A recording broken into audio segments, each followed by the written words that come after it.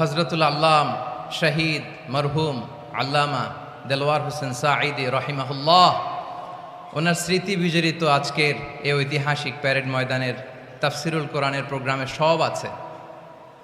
Stage আছে, শ্রোতা আছে, প্যান্ডেল আছে, মিডিয়া কাভারেজ আছে, কিন্তু আমাদের কলিজার টুকটাটা আমাদের মাঝে নাই। আজকের এই প্রোগ্রামে আলোচক হয়ে এই চেয়ারে আমি না বসে ওই শ্রোতাদের কাতারে বসে যদি আমাদের আল্লামার নুরানি চেহারার দিকে তাকিয়ে ওয়াজ শুনতে পারতাম, আমাদের হৃদয়টা ঠান্ডা হয়ে যেত, আমাদের তৃষ্ণার্ত হৃদয় শান্ত হতো। সব আজকে আছে, কি যেন নাই, ঠিক কিনা বলেন?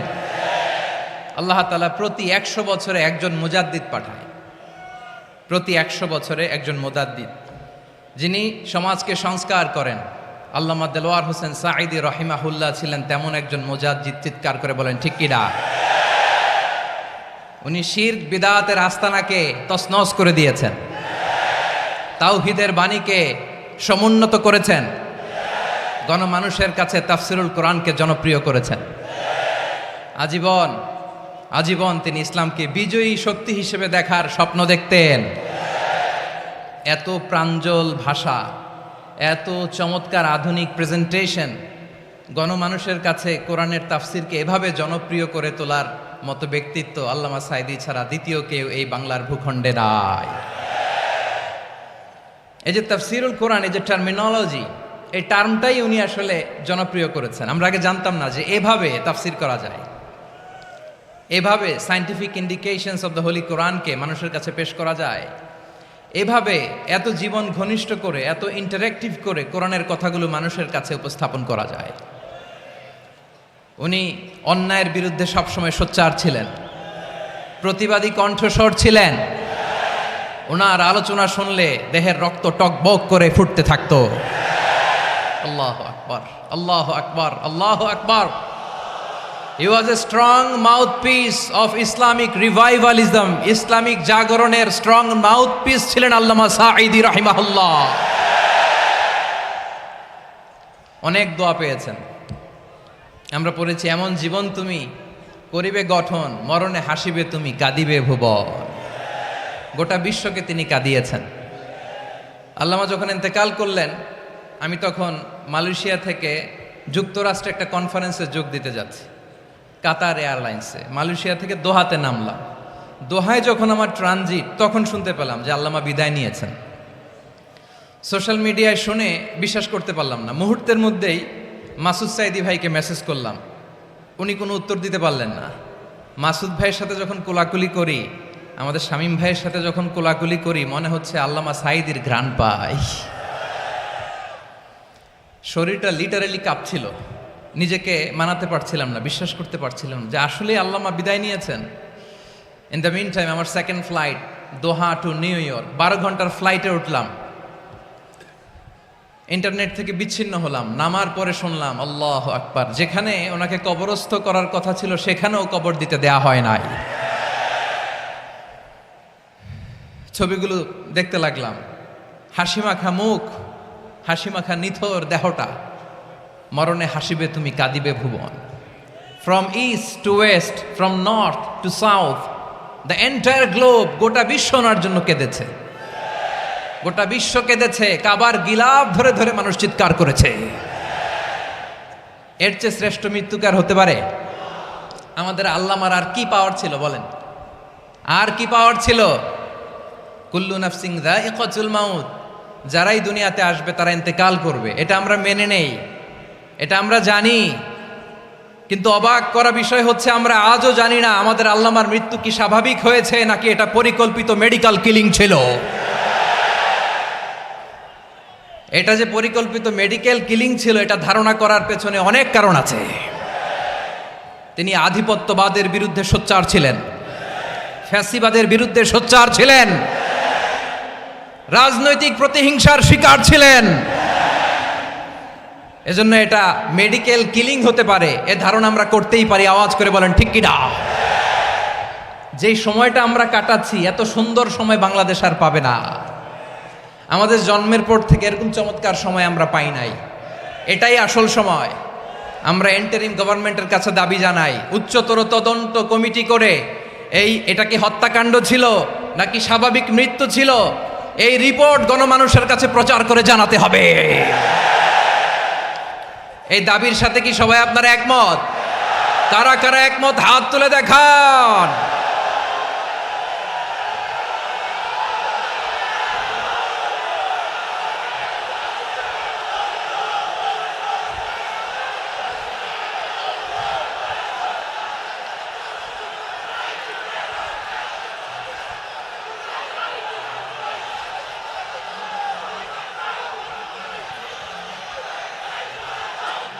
আমার প্রিয় ভাইয়েরা, প্রিয় চট্টলাবাসী, আল্লাহ তাআলা তার এই মুখলেস গোলামকে তার জান্নাতুল ফেরদাউসের মেহমান হিসেবে কবুল করুক, তার জীবনের সকল খেদমাগুলোকে কবুল করুক, জান্নাতুল ফেরদাউসের আলা মাকামে তাকে মেহমান হিসেবে কবুল করুক।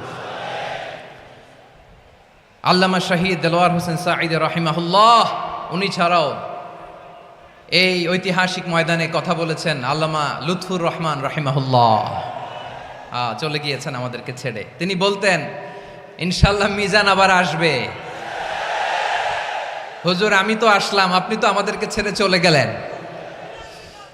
আল্লাহু আকবার, আল্লাহু আকবার, আল্লাহু আকবার।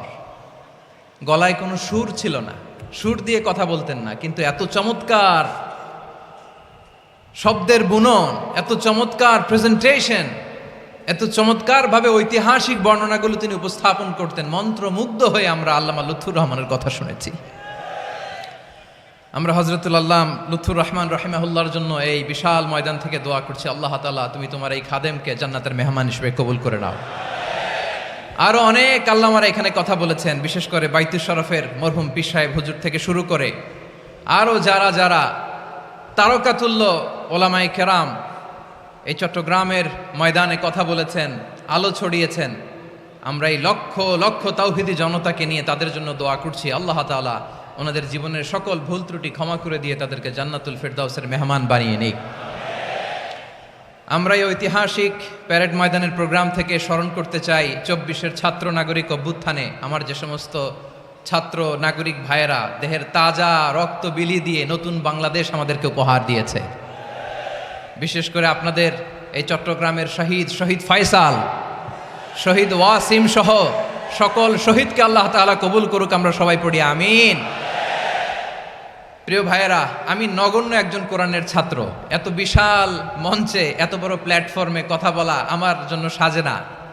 তারপরও আমাদের মুরব্বীরা আমাদের ডানে বায়ে বসে আছেন, ওনাদের আদেশক্রমে, ওনাদের অনুমতিক্রমে কিছু কথা আজকের এই ঐতিহাসিক প্রোগ্রামে আপনাদের সামনে উপস্থাপন করার চেষ্টা করব। ওমা তৌফিক ইল্লা বিল্লাহ। প্রিয় ভাইয়েরা, 5 দিন ব্যাপী এই তাফসিরুল কোরআনের প্রোগ্রামে অনেক ওলামা হযরত কথা বলেছেন। যারা কোরআন সুন্নাহ থেকে আমাদেরকে কোরআনের কথাগুলো শোনালেন, আমরা যেন সেগুলো আমল করতে পারি, আল্লাহ আমাদেরকে তৌফিক দান করুক। শুরুতে আমাদের নিয়তটাকে খালেস করে নেওয়া দরকার। এই যে গ্যাদারিং, এই যে হিউজ শোডাউন, এগুলো যদি আমাদের নিজেদেরকে পরিবর্তন না করে তাহলে এতে কোনো লাভ নাই। জোরে বলেন ঠিক কিনা? এই প্রোগ্রাম যদি আমাদের জীবনকে পরিবর্তন করে, আমাদের চিন্তার ডিএনএকে চেঞ্জ করে দেয়, তাহলেই চট্টগ্রামের প্যারেড ময়দান সার্থক। আসুন আমরা চিন্তাকে খালেস করে নেই, আমরা সবাই নিয়ত করি যে যতটুকু কথা আমরা কোরআনের আলোকে শুনবো আমলের নিয়তে শুনবো। ইনশাআল্লাহ বলেন সবাই। আপনারা সবাই ঠিকঠাক আছেন তো? কখন আসছেন আপনারা সবাই? আসছেন কখন? সকালে, কেউ দুপুরে, 9টায়? আল্লাহ আল্লাহ আল্লাহ। দুপুরের খাবার খাওয়ার সুযোগ হয়েছিল? খান নাই? রোজা রাখছেন? আহা, আমি কি দিয়ে বিদায় দেব আমার এই ভাইগুলোরে? আল্লাহ তুমি আমার ভাইগুলোরে কবুল করো। ইসলামের পক্ষের এই গণজোয়ারকে আগামীর বাংলাদেশের ইসলামের জন্য তুমি কবুল করো। যেই ভালোবাসা ইসলামের জন্য হয়, যেই গণজোয়ার কোরআনের জন্য হয়, পৃথিবীর কোনো শক্তি দিয়ে সেটাকে আটকানো যায় না। জোরে বলেন ঠিক কিনা? এজন্য গ্রাজুয়ালি, সিস্টেম্যাটিক্যালি, মেথোডোলজিক্যালি আমাদেরকে আগাতে হবে, শুধু আবেগ দিয়ে নয়। বিবেকেরও দরকার আছে না নাই? প্রিয় ভাইয়েরা, আসুন, আমাদের কথা অনেক বেশি, সময় অনেক কম। আমরা আর কাল বিলম্ব না করে মহাবিশ্বয় মহাগ্রন্থ আল কোরআন আল কারীম থেকে কিছু কথা শুনি। আমি যেই টপিকটা নিয়ে আজকের ঐতিহাসিক চট্টগ্রামের প্যারেড ময়দানের তাফসিরুল কোরআন প্রোগ্রামে আলোচনা করব, সেটা হচ্ছে সূরাতু আন-নাহলের 90 নম্বর আয়াত নিয়ে কিছু কথা আমরা উপস্থাপন করবার চেষ্টা করব ইনশাআল্লাহ। আমার খুতবার শুরুতেই আপনারা মোটামুটি আন্দাজ করে ফেলেছেন যে আমি কি নিয়ে আলোচনা করব, কারণ যে আয়াতটি আমি তেলাওয়াত করেছি এই আয়াতটি প্রায়শই এই ভূখণ্ডে, এই বাংলাদেশে জুমার দিনে খতিব সাহেবরা দ্বিতীয় খুতবা শেষের দিকে পড়ে না? কি কমন পড়ছে? ইন্নাল্লাহা ইয়া'মুরু বিল আদলি ওয়াল ইহসান ওয়া ইতাই যিল কুরবা ওয়া ইয়ানহা আনিল ফাহশাই ওয়াল মুনকারি ওয়াল বাগি ইয়াইদুকুম লাআল্লাকুম তাযাক্কারুন। মুখস্থ আছে না সবার? আসুন আমরা এই আয়াতের সরল অর্থ, এর মর্মবাণী, এর সংক্ষিপ্ত তাফসীর সবাই মিলে আজকের এই প্রোগ্রাম থেকে উদ্ধার করার চেষ্টা করি। আপনারা মনোযোগী আছেন তো? ইনশাআল্লাহ। এই আয়াতটা অনেক কম্প্রিহেন্সিভ একটা আয়াত। সাইয়েদনা আব্দুল্লাহ ইবনে মাসউদ রাদিয়াল্লাহু তাআলা আনহু উনি বলেছেন, ইন্নাহা মিন আজমাই আয়াতিল কুরআন। এটা কোরআনের সবচেয়ে জামে মানে আয়াত। যদিও ছোট্ট আয়াত, অল্প কিছু কথামালা, কিন্তু তিনি বলতেন এটা কোরআনের সবচাইতে জামে মানে সবচেয়ে কম্প্রিহেন্সিভ একটা আয়াত, যেখানে কথা কম, শব্দ কম, কিন্তু এটার দোতনা, এটার আবেদন, এটার মিনিং অনেক বেশি। সুবহানাল্লাহ। এই আয়াতে আল্লাহ তাআলা বেসিকলি আমাদেরকে 3টা বিষয়ে আদেশ করেছেন আর 3টা বিষয়ে বারণ করেছেন, মানে নিষেধ করেছেন। আওয়াজ করে বলুন, আদেশ করেছেন কয়টা? প্রিয় চট্টলার ভাইয়েরা, আমার মতো এই যে 3 আঙ্গুল উঁচু করে বলেন, আদেশ করেছেন কয়টা? আবার নিষেধও কয়টা? মানবো তো আমরা ইনশাআল্লাহ? বলেন সবাই। 3 do's and 3 don'ts, do's and don'ts।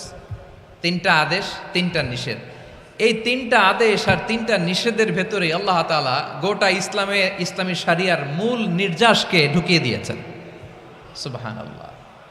এই ছোট্ট একটা আয়াতে গোটা ইসলামী শরিয়ার, the gist, the cream of the creams, গোটা ইসলামী শরিয়ার মূল নির্যাসকে আল্লাহ ঢুকিয়ে দিয়েছেন।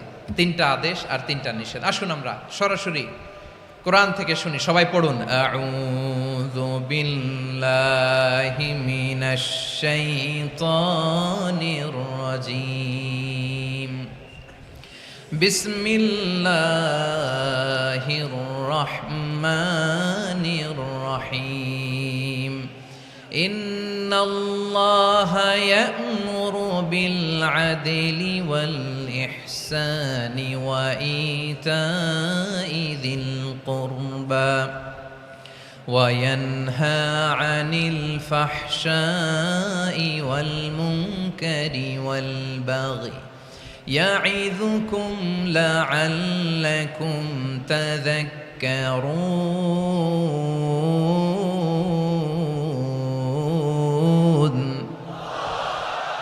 আল্লাহ তাআলা ইরশাদ করছেন, ইন্নাল্লাহা ইয়া'মুরু বিল আদলি ওয়াল ইহসান। নিশ্চয় আল্লাহ তাআলা তোমাদেরকে ন্যায় বিচারের আদেশ দেন, সদাচরণের আদেশ দেন, নিকটাত্মীয়দেরকে দানের আদেশ দেন। আদেশ কয়টা? আওয়াজ করে সবাই বলুন তো কয়টা? নিশ্চয় আল্লাহ তাআলা তোমাদেরকে ন্যায় বিচারের আদেশ দেন, সদাচরণের আদেশ দেন, তিনি তোমাদের নিকটাত্মীয়দেরকে দানের আদেশ দেন, আর তিনি তোমাদেরকে অশ্লীলতা থেকে নিষেধ করেন, মন্দ কাজ থেকে নিষেধ করেন, অবাধ্যতা সীমা লঙ্ঘন থেকে নিষেধ করেন। তিনি তোমাদেরকে উপদেশ দেন যাতে তোমরা শিক্ষা গ্রহণ করো। সুবহানাল্লাহ। উপদেশ দিচ্ছে স্বয়ংকে। তিনটা জিনিসের আদেশ। ইয়ামুরু বিল আদল, সুবিচার ন্যায় বিচারের আদেশ তিনি দেন। ইহসানের আদেশ দেন যাতে আমরা ইহসান করি, একে অপরের প্রতি সুবিচার করি, মহানুভবতা দেখায়, অনুগ্রহ দেখায়, আর নিকট আত্মীয়দেরকে যেন আমরা দান করি। এই তিনটা আদেশ তিনি দিয়েছেন। আর কোন তিনটা জিনিস থেকে তিনি বারণ করেছেন? অশ্লীলতা, ফাহশা, মুনকার, মানে সব মন্দ আর অসৎ কাজ, এগুলো থেকে তিনি আমাদেরকে বারণ করেন। ওয়াল বাগি, অবাধ্যতা, সীমা লঙ্ঘন, এই তিনটা কাজ থেকে তিনি আমাদেরকে বারণ করেন। তিনি আমাদেরকে উপদেশ দেন, স্বয়ং আল্লাহ তাআলা আমাদেরকে উপদেশ দেন যাতে করে আমরা শিক্ষা গ্রহণ করি। সুবহানাল্লাহ পড়ে। তাহলে আসুন আমরা ধরে ধরে একটা একটা করে সামনের দিকে আগাই। আল্লাহ তাআলা প্রথমে আমাদেরকে আদেশ দিয়েছেন আদালের। ইন্নাল্লাহা ইয়া'মুরু বিল আদল। আওয়াজ করে বলুন আল আদাল। সবাই পড়ুন আল আদাল। আমরা উর্দু জানি, হিন্দি জানি, অনেকে ইংরেজিও জানি, কিন্তু আরবি শব্দগুলো আমাদের মুখ দিয়ে বেরোতে চায় না। আওয়াজ করে বলুন আল আদাল। মাশাআল্লাহ। ইন্নাল্লাহা ইয়া'মুরু বিল আদল। আল্লাহ তাআলা আমাদেরকে আদলের আদেশ দেন। আদল অনেকে না বুঝলেও আদালত শব্দটা বুঝবেন। আদালত, আদালত, আদালত বুঝেন না? যেখানে বিচার কার্যের ফয়সালা করা হয়, কোর্ট কাচারি আদালত, এটা তো ভেরি কমন। এটা শুনছেন না সবাই? আদালত, যেখানে ন্যায় বিচার হবে, সুশাসন হবে। কিন্তু ভাগ্যের কি নির্মম পরিহাস, ওখান থেকে মিথ্যা সাক্ষী দিয়ে মনমতো রায় দিয়ে দেয়া হয়। এগুলোর পরিবর্তন হওয়ার দরকার আছে না নাই? প্রিয় ভাইয়েরা, আদালত, আল আদল, ইংরেজিতে বলে জাস্টিস, ন্যায় বিচার, সুবিচার, সুশাসন, জাস্টিস, আল আদাল, সব জায়গায় এই জাস্টিস থাকা দরকার। Justice should be prevailed in the society. The mission of all prophet was to uphold the justice. সব নবীর মিশন ছিল এই জাস্টিসকে, আদালকে, সুশাসন আর সুবিচারকে নিশ্চিত করা। পড়েন সুবহানাল্লাহ। And the core message of every divine scripture was to uphold justice. পৃথিবীর সব আসমানি কিতাবের মূল শিক্ষা ছিল এই জাস্টিসকে সমাজে এনশিওর করা, সুবিচার, সুশাসনকে এনশিওর করা। তাহলে প্রিয় ভাইরা, আমরা বুঝতে পারলাম আল আদ শব্দের মানে হচ্ছে ইনসাফ বা সুবিচার বা ন্যায় বিচার। এটা হচ্ছে একটা general meaning, very general meaning. আপনি যদি ইন ডেপথ বুঝতে চান, আরো ভেতরে যান, তাহলে আদাল মানে হচ্ছে সমন্বয়, আদাল মানে হচ্ছে ভারসাম্য, ব্যালেন্স। আদাল মানে হচ্ছে মধ্যম পন্থা। সুবহানাল্লাহ পড়েন। কারণ সব সময় সমান সমান হইলেই সুবিচার হয় না। কথা কি বুঝতেছেন? ইসলামের দ্য কনসেপ্ট অফ আদাল, এটা এমন আদাল, এটা সব সময় সমান সমান নয়। যখন সমান সমান দেয়া দরকার, ইসলাম সমান সমান দেয়। যখন ব্যালেন্স করা দরকার, চেক এন্ড ব্যালেন্স, সমন্বয়, ভারসাম্য করা দরকার, তখন ইসলাম ভারসাম্য করে দেয়। এটার নাম আদাল। সুবহানাল্লাহ। সহজ করে আপনাদেরকে বুঝাই। যেমন ধরুন, একটা পরিবারের 3 জন সদস্য, স্বামী, স্ত্রী আর সন্তান। তাদের সকালবেলার ব্রেকফাস্টে, স্বামীর সকালের নাস্তায় স্বামীর 3টা রুটি লাগে, স্ত্রীর 2টা লাগে, আর সন্তানের 1টা রুটি লাগে। এখন আমি যদি সমান সমান করে আদল করতে চাই, সবাইকে যদি 3টা করে রুটি দেই, তাহলে স্বামী বেচারার জন্য ঠিক আছে? কি বলেন? কথা কি বুঝতেছেন না কষ্ট হয়ে যাচ্ছে? যদি সমান সমানের নিয়মে আগাই, তাহলে 3টা করে যদি রুটি দেই, স্বামীর জন্য ওকে, কিন্তু স্ত্রীর জন্য 1টা বেশি হয়ে যায়। আর সন্তানের জন্য কয়টা বেশি হয়? আচ্ছা, এই তো বুঝতেছেন, মাশাআল্লাহ। আচ্ছা, 2টা করে যদি সবাই দেয় সমান সমান নীতিতে, তাহলে স্ত্রীর জন্য, স্ত্রী বেচারির জন্য ঠিক আছে, কিন্তু স্বামীর কয়টা কম পড়ে? আর সন্তানের বেশি হয়ে যায় কয়টা? আচ্ছা, সমান সমান নীতিতে সবাইকে যদি সকালের নাস্তার জন্য 1টা করে রুটি দেই, সন্তানের জন্য ঠিক আছে, কিন্তু স্ত্রী বেচারির কম পড়ে কয়টা? স্বামীর কম পড়ে কয়টা? 2টা। কথা কি বুঝতেছেন? আর আমি যদি স্বামীকে দেই 3টা, স্ত্রীকে দেই 2টা, আর সন্তানকে দেই 1টা, তাহলে কারো অপচয় হবে না। যার যতটুকু দরকার ঠিক ততটুকুই কাজে লাগবে। চিল্লায় বলেন ঠিক কিনা? এটাই হচ্ছে ইসলামের আদাল, যেখানে যার যতটুকু দরকার তাকে সেখানে ঠিক ততটুকু দিয়ে দেওয়ার নামই হচ্ছে আদল। চিল্লায় পড়েন আল্লাহু আকবার। রব্বুল আলামিন বলেন, ইউসিকুমুল্লাহু ফি আওলাদিকুম লিযযাকারি মিসলু হাযযিল উনসায়াইন। আল্লাহ তোমাদেরকে ওসিয়ত করেন, তোমাদেরকে আদেশ দেন, উত্তরাধিকার সম্পদ যখন বন্টন হবে ছেলেরা যতটুকু পাবে মেয়ে পাবে তার অর্ধেক। সুবহানাল্লাহ বলেন। দেখেন, ছেলে যদ্দূর মেয়ে অর্ধেক, ছেলে ডবল পাবে। আপাত দৃষ্টিতে মনে হয় এখানে অবিচার হয়েছে, কিন্তু আসলে কি অবিচার হয়েছে? আপনি বিয়ের ক্ষেত্রে যান, ওইখানে আবার ছেলে মোহরানা দেয়, মেয়ে সেখানে মোহরানা পায়। তাহলে চেক অ্যান্ড ব্যালেন্স, ভারসাম্য, ব্যালেন্স, মধ্যম পন্থা এখানে আছে না নাই? এটাই হচ্ছে ইসলামের আদল। আল্লাহ তাআলা এই আদলের আদেশ দিয়েছেন, সুবিচার, ন্যায় বিচার, সুশাসন এবং ভারসাম্যের আদেশ দিয়েছেন। প্রিয় ভাইয়েরা, একটি শান্তিময় সমাজ, একটা সমৃদ্ধ সমাজ, একটা মানবিক সমাজ যদি আমরা পেতে চাই, এই আয়াতের মধ্যে যতগুলো পয়েন্ট আছে সবগুলোর বাস্তবায়ন লাগবে। কথা বুঝতে পেরেছেন? বলেন, আওয়াজ করে বলেন, আমরা একটা শান্তির সমাজ চাই কি চাই না? আমরা একটা সমৃদ্ধ বাংলাদেশ চাই কি চাই না? আমরা একটা মানবিক বাংলাদেশ চাই কি চাই না? এই আয়াতে আল্লাহ তাআলা একটা মানবিক সমাজের রূপরেখা টেনেছেন। তার প্রথম কথা হচ্ছে, ইন্নাল্লাহা ইয়ামুরু বিল আদল। আল্লাহ তাআলা তোমাদেরকে আদলের নির্দেশনা দেয়, সুবিচার, সুশাসনের নির্দেশনা দেয়। যে সমাজে আদল থাকে না সে সমাজে জুলুম মানুষের ঘাড়ে চেপে বসে। আদলের বিপরীত হচ্ছে জুলুম। আদলের বিপরীত কি? জুলুম বা জাওর, অত্যাচার, অবিচার, বৈষম্য। এই যে বৈষম্য বিরোধী ছাত্র আন্দোলন কমন পড়ছে? এই যে একজন সমন্বয়ক তো দেখা করলো আমার সাথে। জুলুম মানে হচ্ছে বৈষম্য। বৈষম্যের স্থান ইসলামে নাই, অবিচারের স্থান ইসলামে নাই, জুলুমের স্থান ইসলামে নাই। আল্লাহ তাআলা বলেন যে আমি জুলুমকে নিজের জন্য হারাম করেছি এবং তোমাদের জন্য হারাম করেছি।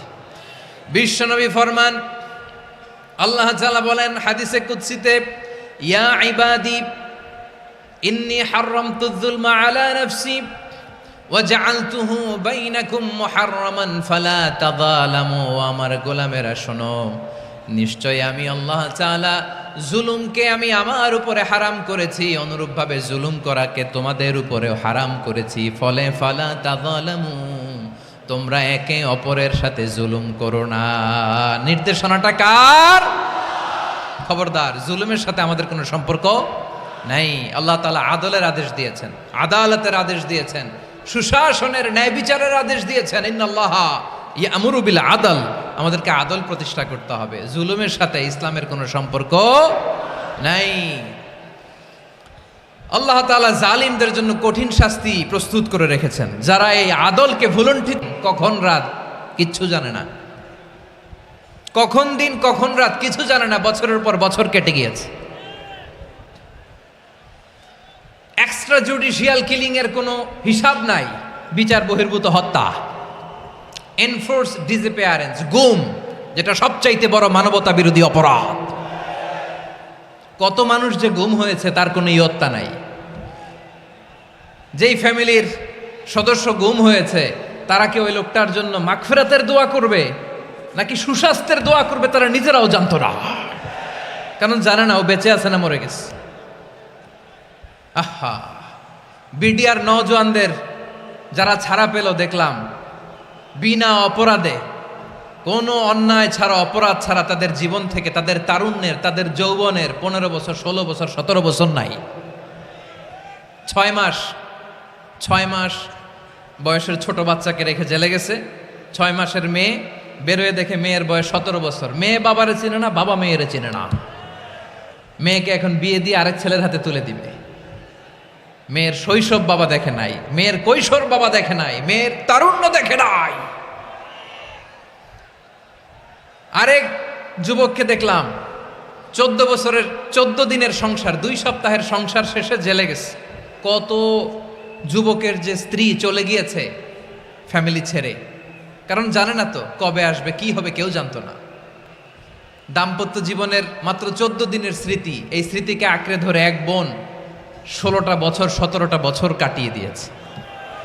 আমি নিউজটা দেখে ভাবলাম আমার এই বোনের প্রতিটি দিন কিভাবে কেটেছে, প্রতিটি রাত কিভাবে কেটেছে, প্রতিটি ক্ষণ কিভাবে কেটেছে।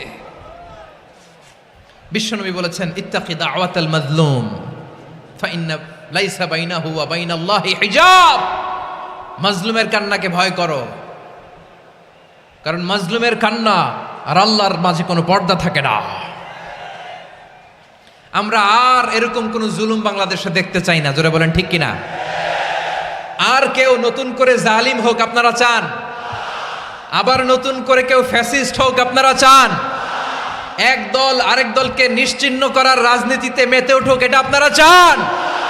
আমরা বাংলাদেশকে আদল দিয়ে সাজাতে চাই। আমরা এই 56,000 বর্গ মাইলের প্রতিটা ইঞ্চি মাটিকে কোরআনের আইন দিয়ে সাজাতে চাই। রাজি আছেন আপনারা? কারা কারা রাজি দেখান হাত তুলে আল্লাহকে।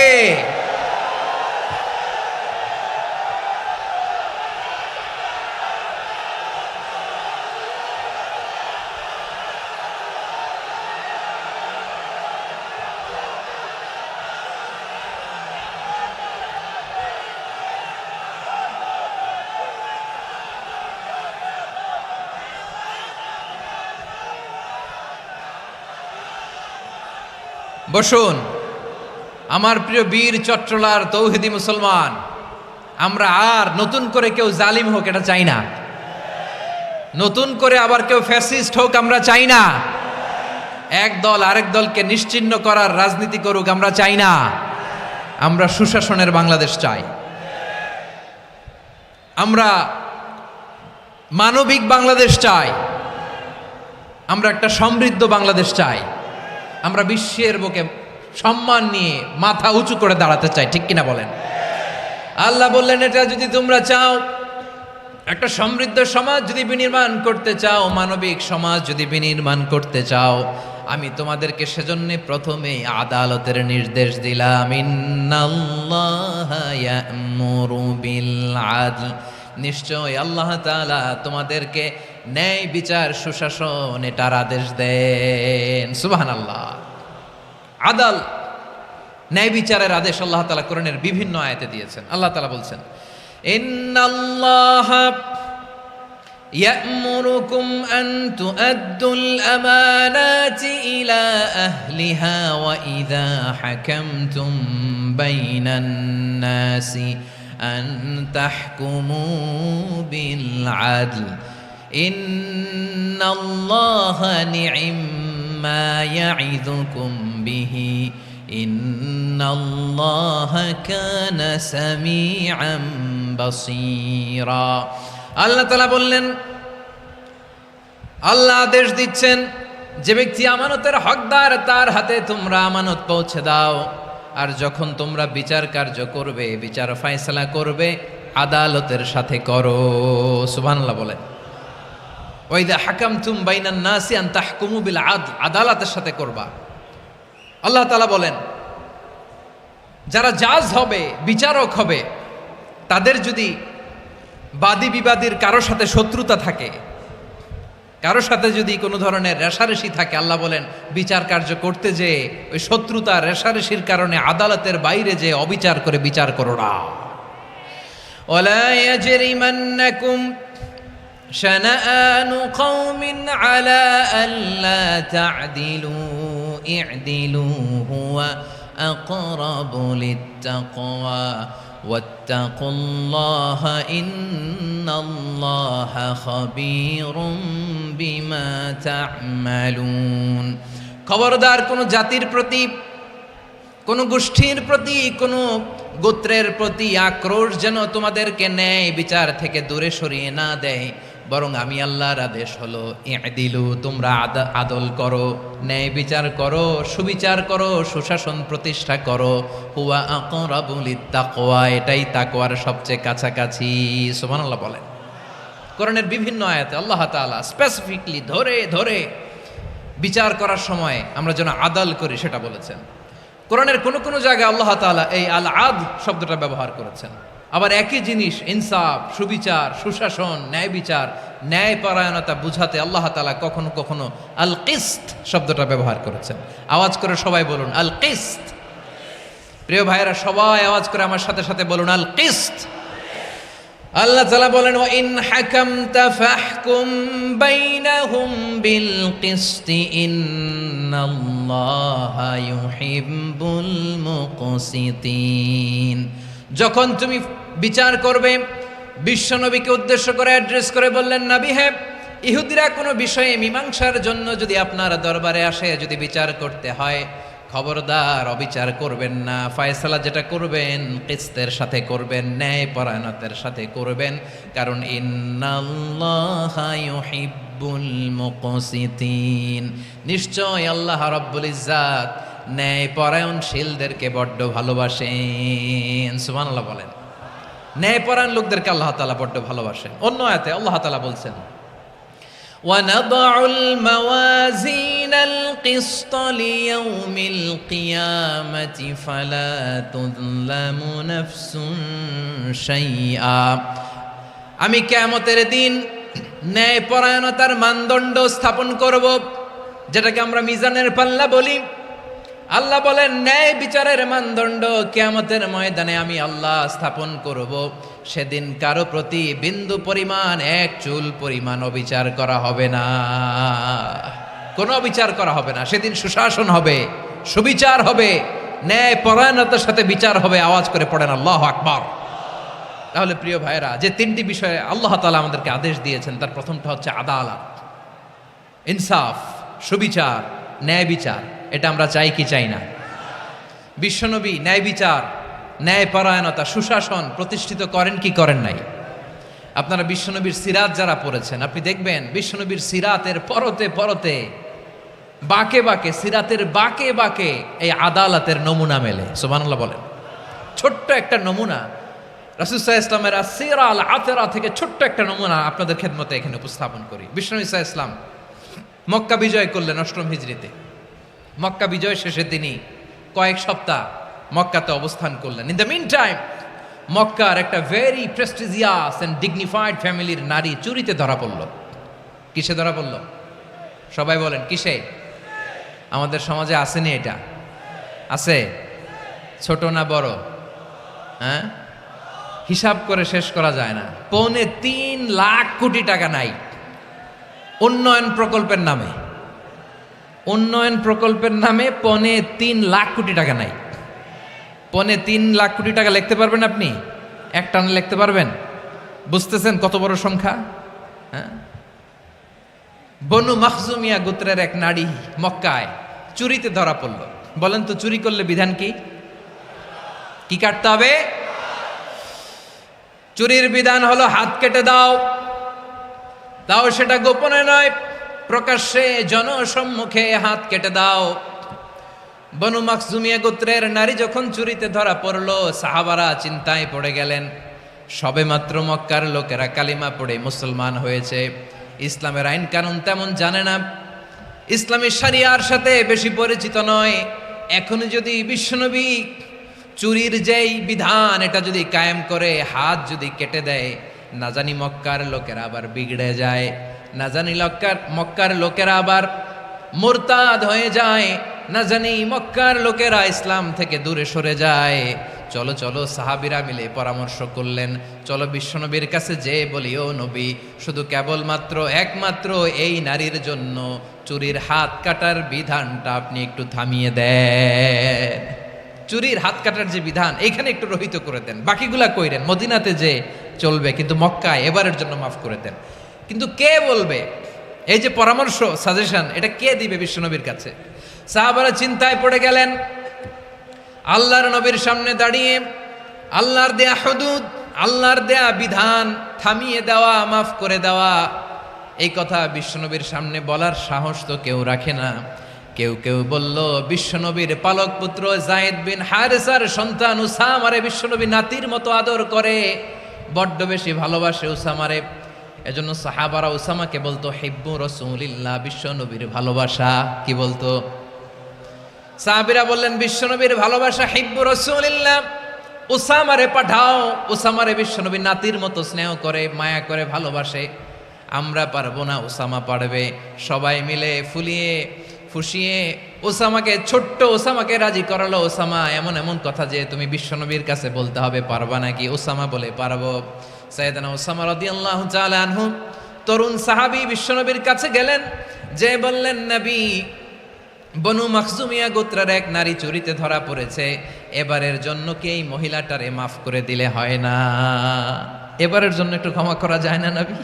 বিশ্বনবী বলেন, আতাশফাউ ফি হাদ্দিম মিন হুদুদিল্লাহ, তোমার এত বড় সাহস উসামা, তুমি আল্লাহর হাদ, আল্লাহর দেয়া বিধান, এটার ব্যাপারে সুপারিশ করতে এসেছো? তোমরা কি জানো তোমাদের আগে যত কওম, যত গোত্র, যত জনপদ ধ্বংস হয়েছে তার কারণ ছিল তাদের মধ্যে গরিবরা অন্যায় করলে তারা বিচার করত, আর ধনীরা অন্যায় করলে তারা মাফ করে দিত। খবরদার! ওয়া আইমুল্লাহ লাউ আন্না ফাতিমাতা বিনতি মুহাম্মাদিন সারাকাত লাকাতা মুহাম্মাদুন ইয়াদাহা। বিশ্বনবী বললেন, ওরে ওসামা, বানু মাখজুমিয়ার ওই প্রেস্টিজিয়াস এন্ড ডিগনিফাইড ফ্যামিলির মেয়ে তো দূর কি বাত, অনেক দূরের কথা। জেনে রেখো ওসামা, আমার কলিজার টুকরা নয়নের পুটুলি ফাতেমাও যদি মক্কার জমিনে আজকে এই চুরির দায়ে ধরা পড়তো, আমি বিশ্বনবী মুহাম্মাদুর রাসূলুল্লাহ ধরে ফাতেমার ডান হাতটা কেটে দিতে এক বিলম্ব দেরি করতাম না। ইন্নাল্লাহা ইয়া'মুরু বিল আদল, আমাদেরকে জাস্টিস শিখায় পশ্চিমারা, আমাদেরকে ইনসাফ শিখায়, আমাদেরকে সুশাসন শিখায়। আর ইনসাফ, সুশাসন, ন্যায় বিচার, সুবিচার, জাস্টিস কারে বলে বিশ্বনবীর বায়োগ্রাফি থেকে জেনে নাও। এই ছিল বিশ্বনবী ইসলামের আদালতের নমুনা। আপনি যদি সাইয়েদনা ওমর ফারুকের জীবনের দিকে তাকান, এমন কঠোর, এমন বীর সেনানী ছিলেন। সাইয়েদনা ওমর ফারুক যদি রাস্তার এই মাথা দিয়ে হাঁটা শুরু করতেন, শয়তান ওমর ফারুককে দেখলে ওই রাস্তা রেখে দিয়ে অন্য রাস্তা দিয়ে হাঁটতো। সুবহানাল্লাহ। ওমর ফারুক রাদিয়াল্লাহু তাআলা আনহু কি পার্সোনালিটি ছিল, কি পার্সোনালিটি! আমাদের এলাকায় ছোট বাচ্চারা রাতে ভাত খেতে চায় না, আমার মেয়েটাও খেতে চায় না। এই এটা দিব, ওইটা দিব, আজকে মাহফিলে আসার সময় বলে দিছে লিস্ট করে এটা এটা আনতে হবে। তো ছোট্ট বাচ্চাদের অনেক বায়না থাকে, ওরা রাতে খেতে চায় না। তো মায়েরা বিভিন্ন ভয় দেখায়, এই বাঘ আসবে, বাঘ আসবে খাও, এই ভূত আসবে, ভূত আসবে খাও। আপনারা কি বলেন চট্টগ্রামে? কি আসবে? হ্যাঁ, ভূত, ভূত, ভূত আসবে, বাঘ আসবে, খাও খাও খাও, তাড়াতাড়ি খাও। তো বাচ্চারা এগুলো শুনে ভয়ে খেতে শুরু করে। মদিনার জমিনেও একই ঘটনা ঘটতো। মদিনার ছোট্ট ছোট্ট সোনামণিরা খেতে চাইতো না, তো মায়েরা বলতো, হা হুয়া ইয়াতি উমর, হা হুয়া ইয়াতি উমর, ওই যে ওমর আসতেছে, ওমর। ওমরে ফারুকের কথা শুনলে বাচ্চারা একেবারে ঠান্ডা। সুবহানাল্লাহ পড়বেন না? প্রভু তুমি বলেছ রাসূল দেবে না, বলনি দেবে না ওমর, বলনি দেবে না হামজা তারিক, খালিদ বিজয় সমর। প্রভু তুমি বলেছ রাসূল দেবে না, বলনি দেবে না ওমর, বলনি দেবে না হামজা তারিক, খালিদ বিজয় সমর। প্রভু তুমি বলেছ রাসূল দেবে না। আল্লাহু আকবার। ওমর ফারুক রাদিয়াল্লাহু তাআলা আনহু, ওনার কথা শুনলে গায়ের মধ্যে গুজবাম হয়, গায়ের পশমগুলো দাঁড়িয়ে যায়। সুবহানাল্লাহ বলেন। কি পার্সোনালিটি ছিল, কি ব্যক্তিত্ব ছিল! মুনাফিকরা ওমর ফারুককে জমের মতো ভয় পেতেন। শয়তান, খুদ শয়তান এই রাস্তা দিয়ে আসলে শয়তান অন্য রাস্তা দিয়ে হাঁটতো। ওমর ফারুক রাদিয়াল্লাহু তাআলা আনহুর জীবনে যদি দেখেন, তাহলে সেখানে আপনি আদালতের, ইনসাফের, সুশাসনের, জাস্টিসের নমুনা দেখতে পাবেন। কয়টা শুনবেন? সাইয়েদনা ওমর ফারুকের রাদিয়াল্লাহু তাআলা আনহুর সন্তান আব্দুর রহমান মিশরে মদ খেয়ে মদ্যপ অবস্থায় ধরা পড়েছে। মদ খাওয়ার কারণে, মদ যদি কেউ পান করে আর যদি প্রমাণিত হয়, তার বিচার হলো 80 বেত। আওয়াজ করে বলেন, কয় বেত? বাংলাদেশেও তো এই আইন আছে নাকি? বাংলাদেশে আছে? হ্যাঁ, মদ খাইলে 80 বেত, এই আইন বাংলাদেশে চালু হোক। আমরা চাই কি চাই না? চাই সবাই। এজন্যই তো ইসলাম ভাল লাগে না।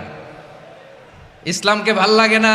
ইসলামকে আউট করে রাখতে পারলেই তো এরকম বড় বড় বোতল খাওয়া যায়। একেবারে সহজ, পানির মতো সহজ, হিসাব একেবারে সহজ। ওমর ফারুক রাদিয়াল্লাহু তাআলা আনহুর ছেলে ভুল করে মদ পান করে ফেলেছিলেন। আব্দুর রহমান ঘটনা ঘটেছে মিশরে। মিশরের গভর্নর তখন আমর ইবনুল আস রাদিয়াল্লাহু তাআলা আনহু। আব্দুর রহমানের ভাই যে গভর্নরকে বলল, গভর্নর যদি একটু দয়া করেন, খলিফার ছেলে আমার ভাই আব্দুর রহমান মদ্যপ অবস্থায় ধরা পড়েছে, জনসম্মুখে যদি আপনি বেত্রাঘাত করেন আমাদের প্রেস্টিজ থাকে না, যদি আশীর্বাদ আপনি মারেন আমার কোনো কথা নাই, কিন্তু ঘরের ভেতরে মারেন। আব্দুর রহমানের ভাইয়ের সুপারিশ শুনে সাইয়েদনা আমর ইবনুল আস রাদিয়াল্লাহু তাআলা আনহু রাজি হয়ে গেলেন। ঘরের ভেতরে লোকচক্ষুর আড়ালে আশীর্বাদ তিনি মানলেন। কিন্তু ঘটনাক্রমে এই কথা লুকিয়ে লুকিয়ে ঘরের ভেতরে আশীর্বাদ মারার কথা সাইয়েদনা ওমর ফারুক মদিনা থেকে জানতে পারলেন। মদিনা থেকে তিনি ফরমান জারি করলেন, এই বিচার যেমনটি আমর ইবনুল আস আদায় করেছে এটা প্রকৃতপক্ষে আদায় হয় নাই। আসো সবাই মদিনায় আসো, আমর ইবনুল আস মদিনায় আসো, আব্দুর রহমানও আসো, সবাই আসো, জনসম্মুখে এই বিচার কার্যকর করতে হবে। সাইয়েদনা ওমর ফারুক মসজিদে নববীর পিলারের মধ্যে নিজের ছেলেকে বাঁধলেন, আবার জনসম্মুখে ৮০টা বেত তার গায়ের মধ্যে মারলেন। মাজমুয়ে ফাতাওয়া লিবনি তাইমিয়া রাহিমাহুল্লাহ উনি এটা নকল করেছেন। এটা সবচেয়ে বিশুদ্ধ মত। আরো অনেক মত আছে, মারা গেছে কবরের উপর, ওগুলো বাদই দিলাম। কেমন খলিফা ছিলেন, কেমন খলিফা! পশ্চিমারা তোমরা জাস্টিস আমাদেরকে শেখাও, ইনসাফ কারে বলে সুশাসন আমাদেরকে তোমরা শিখাও। ওমর ফারুক রাদিয়াল্লাহু তাআলা আনহু ওই বিচারকে তিনি ধর্তব্য মনে করেন নাই। মদিনাতে এনে আবার জনসম্মুখে আবার ৮০ বেত মেরেছেন। মিশরে ওমর ফারুক রাদিয়াল্লাহু তাআলা আনহু আমর ইবনুল আসকে গভর্নর করে পাঠালেন। সেখানে আমর ইবনুল আসের ছেলে একটা প্রতিযোগিতায় রানার আপ হয়েছে। এক মিশরি সেখানে চ্যাম্পিয়ন হয়েছে। রানার আপ বুঝতে পেরেছেন তো? রানার আপ সেকেন্ড হয়েছে, এক মিশরি হয়েছে চ্যাম্পিয়ন প্রথম। কিন্তু গভর্নরের ছেলে ও জিততে পারে নাই। ও রাগে ওই মিশরির গায়ের মধ্যে কয়েকটা লাঠি দিয়ে বাড়ি মেরেছে। মিশরি যে মদিনাতে ওমর ফারুকের কাছে বিচার দিলেন, আপনার গভর্নরের ছেলে অন্যায়ভাবে আমার গায়ে হাত তুলেছে। সাইয়েদনা ওমর ফারুক আবার ফরমান জারি করলেন, আসো মদিনাতে আসো। মিশরীকে ডাকলেন। ওই মিশরের গভর্নর আমর ইবনুল আস রাদিয়াল্লাহু তাআলা আনহুকে ডাকলেন, তার ছেলেকেও ডাকলেন। সবাই বসে রইল। আমর ইবনুল আস রাদিয়াল্লাহু তাআলা আনহু মাথা নিচু করে বসে আছেন, লজ্জায় কাচুমাচু। হায় হায়, আজকে আমার ছেলের কারণে আমিরুল মুমিনিন খলিফাতুল মুসলিমিন ওমর ফারুকের কাছে আমি জনসম্মুখে লজ্জিত হচ্ছি। সাইয়েদনা ওমর ফারুক বললেন, এই নাও লাঠি, গভর্নরের ছেলে তোমার মাথার মধ্যে যতগুলো বাড়ি মেরেছে আজকে জনসম্মুখে তুমি অতগুলা বাড়ি মারো। মিশরি বলে, থাক, আপনি যে ডেকে আনছেন সবার সামনে এটা বলছেন, এতেই আমি খুশি। আল্লাহু আকবার! আপনার মহানুভবতা দেখে আমি খুশি, আর অপমানের দরকার নাই। ওমর ফারুক বলে, না, খবরদার, এই কথা মিশরি তুমি বলো না, মারো, যতগুলা বাড়ি মেরেছে মারো। বাধ্য হয়ে মিশরি আমর ইবনুল আসের সামনে ওনার কলিজার টুকরা সন্তানের মাথার মধ্যে বাড়ি মারতে আরম্ভ করলেন। ঠিক যতগুলা বাড়ি গভর্নরের ছেলে আমর ইবনুল আসের ছেলে মিশরির গায়ে মেরেছিল, মাথায় মেরেছিল, মিশরি গুনে গুনে ততটা মারলেন। এই দৃশ্য দেখে ওমর ফারুক রেগে মেগে আগুন, রাগের চোটে রাগ সামলাতে না পেরে আর নিজেকে সামলাতে না পেরে মিশরিরে বললেন, ছেলেরে মারা শেষ হয়ে গেলে এবার বাবার টাক মাথার মধ্যে কয়েকটা বাড়ি মার। রাগের চোটে, আউট অফ অ্যাঙ্গার, রাগের চোটে, যে আমার পাঠানো গভর্নর আমর ইবনুল আস তার ছেলেকে কেন আদব তারবিয়া কেন শিক্ষা দিতে পারে না। ছেলেরে মারা হইলে এবার আমর ইবনুল আসের মাথার মধ্যে দুইটা মারো। এটা রাগে বলেছেন, এটা শাস্তি হিসেবে না। সুবহানাল্লাহ পড়ে। তোমরা আমাদেরকে সুশাসন শিখাও, আমাদেরকে সুশাসন শিখাও। বিশ্বনবী বলেন, আদল এটা যেন তেন বিষয় না, এটা দিয়েই মানবিক সমাজ গড়তে হবে। আল্লাহ তাআলা কিয়ামতের কঠিন ময়দানে যেদিন স্বামী স্ত্রীকে চিনবে না, স্ত্রী স্বামীকে দেখে পালিয়ে যাবে, বন্ধু বন্ধুরে চিনবে না, পীর সাহেব মুরিদরে চিনবে না, মুরিদ পীর সাহেবরে চিনবে না, দলের কর্মী তার নেতারে চিনবে না, নেতা তার কর্মীরে চিনবে না, বন্ধু বন্ধুরে দেখে পালাবে। এই কঠিন মুহূর্তে সূর্যটা মাথার কাছে চলে আসবে, জমিনটা তামার জমিন হবে। আজকের জমিনের মতো নয়, মানুষ ঘর্মাক্ত, ক্লান্ত, শ্রান্ত মাথার মগজগুলো কানের ছিদ্র আর নাকের ছিদ্র দিয়ে বেয়ে বেয়ে পড়বে। বিশ্বনবী ফরমান, কিয়ামতের ওই কঠিন ময়দানে 7 শ্রেণীর ব্যক্তিকে রব্বুল আলামিন তার আরশের নিচে ছায়া দিবেন। তার মধ্যে প্রথম শ্রেণীর ব্যক্তি হলো ইমামুন আদিল। ইমামুন আদিল, ন্যায়পরায়ণ শাসক, যে ইনসাফের সাথে বিচার করে, যে জাস্টিস সমাজে সার্ভ করে, যে সুশাসন নিশ্চিত করে, ওই ইমামুন আদিল। আদিল শব্দটা বুঝছেন না? ইন্নাল্লাহ ইয়া'মুরু বিল আদল, পাইছেন? আদিল। 7 শ্রেণীর ব্যক্তিকে আল্লাহ তাআলা সুশীতল আরশের নিচে ছায়া দিবেন, যেদিন তার দেয়া ছায়া ছাড়া কোনো ছায়া থাকবে না। এর প্রথম হচ্ছে ইমামুন আদিল, ন্যায়পরায়ণ শাসক। চিল্লায় বলেন সুবহানাল্লাহ। আবার বিশ্বনবী বললেন, ইন্নাল মুকসিতিনা ইনদাল্লাহি আলা মানাবিরা মিন নূর আন ইয়ামিনির রহমান। কিয়ামতের দিন যারা ন্যায়পরায়ণ হিসেবে আল্লাহর সামনে দাঁড়াবে, কিয়ামতের দিন রব্বুল আলামিন তার আরশের ডান দিকে ওই ন্যায়পরায়ণ লোকদের জন্য আরশের ডান দিকে একটা নূরের মিম্বারে তাদেরকে বসার সুযোগ করে দিবে। আল্লাহর আরশের ডান দিকে ন্যায়পরায়ণ লোকদের জন্য আল্লাহ তাআলা নূরের মিম্বার বানাবে। 4টেখানে কথা মনে করেছেন? আল আদাল, জাস্টিস।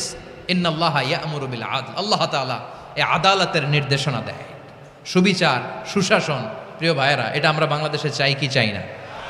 এই যে অরাজকতা, এই যে অন্যায়, এই যে জুলুম, এই যে ইনকনসিস্টেন্সি সমাজের অসঙ্গতির প্রধান কারণ জাস্টিস নাই, সুবিচার নাই, সুশাসন নাই।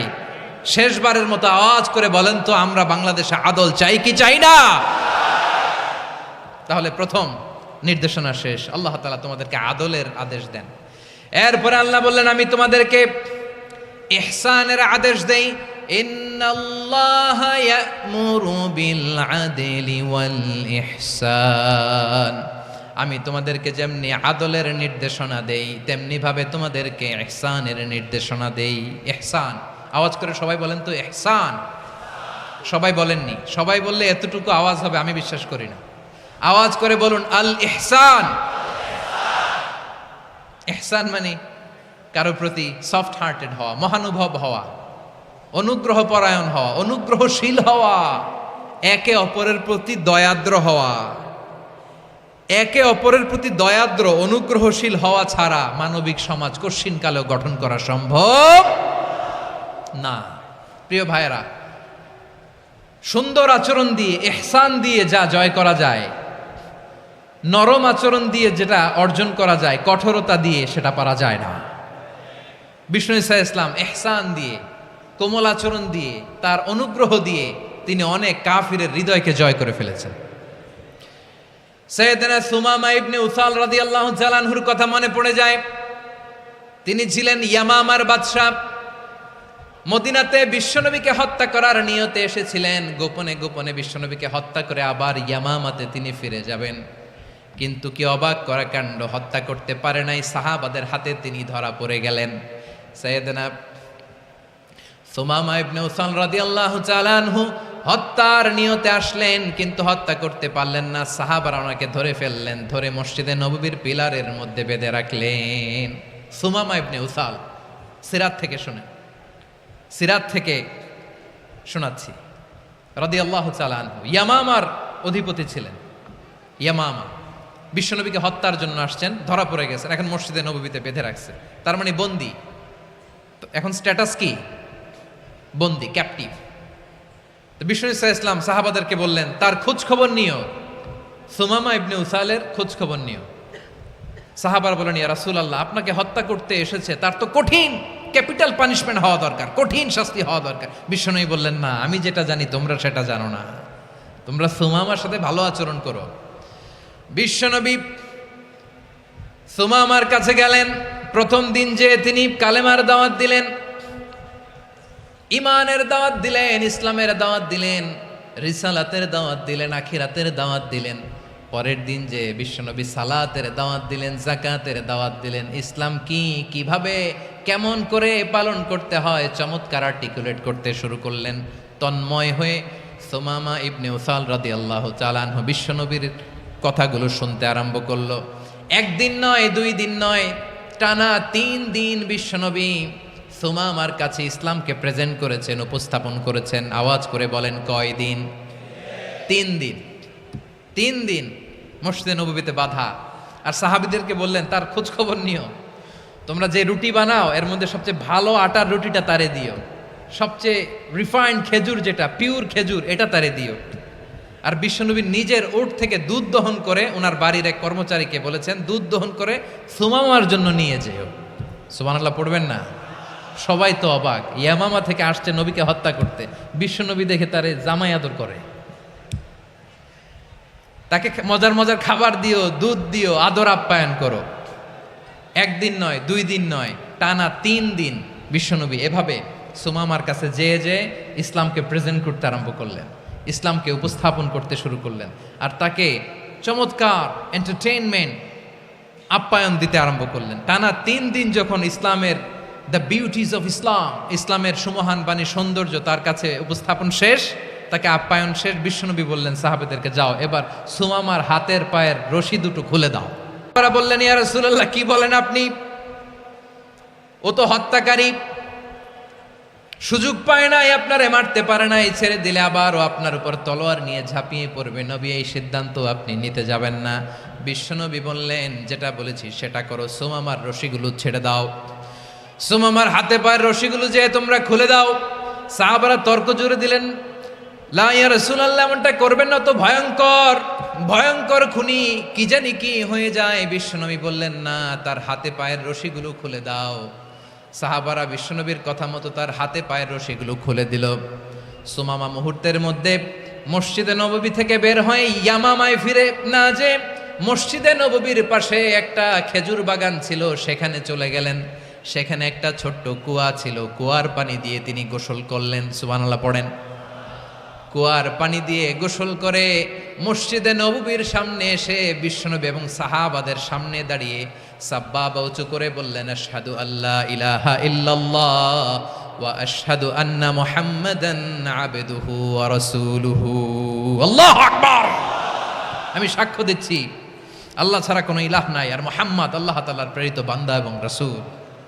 প্রিয় ভাইয়েরা, ইহসান দিয়ে যা জয় করা যায়, কঠোরতা দিয়ে সেটা কঠিনকালেও জয় করা যায় না। আওয়াজ করে বলেন, ঠিক কি না? এবার সুমামা দাঁড়িয়ে বলে, ওগো নবী, আমি তো কালিমা পড়ে মুসলমান হয়ে গেলাম, এবার শোনেন, এই মুহূর্তের আগে আপনার চেহারার চাইতে নিকৃষ্ট কোনো চেহারা আমার কাছে ছিল না, কিন্তু শাহাদা পাঠ করার পরে আপনার চেহারার চাইতে উত্তম শ্রেষ্ঠ কোনো চেহারা আমার কাছে আর নাই। ও নবী, আজকের দিনের আগে ইসলাম ধর্মের চেয়ে নিকৃষ্ট অপছন্দনীয় কোনো ধর্ম আমার কাছে ছিল না, কিন্তু এই মুহূর্ত থেকে ইসলামের চেয়ে সেরা শ্রেষ্ঠ পছন্দনীয় কোনো ধর্ম আমার কাছে নাই। নবী গো, আজকের দিনের আগে মদিনার চাইতে অপছন্দনীয় নিকৃষ্ট কোনো শহর আমার কাছে ছিল না, কিন্তু এই মুহূর্তের পর থেকে মদিনার চাইতে কোনো শ্রেষ্ঠ শহর আমার জানা নাই। সে ছিল গমের বড় ডিলার, গম বেচতো। কি বেচতো? তার গম কিনে মক্কার লোকেরা রুটি খাইতো। সে ঘোষণা দিল, আজকে থেকে মক্কাবাসীদের জন্য সব গম আমি হারাম করে দিলাম, মক্কাবাসী এখন না খেয়ে মরে। সুবহানাল্লাহ পড়বেন না? মক্কাবাসী বিশ্বনবীর কাছে আসলেন, এসে বললেন, মুহাম্মদ, আমরা তো তোমার ভাই, তোমার চাচা, তোমার ভাতিজা, তোমার আত্মীয়, তুমি সুমামারে বলো সে যেন আবার গমের সাপ্লাই মক্কার জন্য অনুমতি দিয়ে দেয়। বিশ্বনবীর অনুমতি ক্রমে সুমামা আবার মক্কাতে গম পাঠাতে শুরু করলো। পড়েন সুবহানাল্লাহ। ইহসান, ইহসান দিয়ে আপনি যেটা জয় করতে পারবেন, you can win the heart of your enemies. ইহসান দিয়ে আপনি আপনার শত্রুর হৃদয়কে জয় করতে পারবেন। আওয়াজ করে বলেন, ঠিক কি না?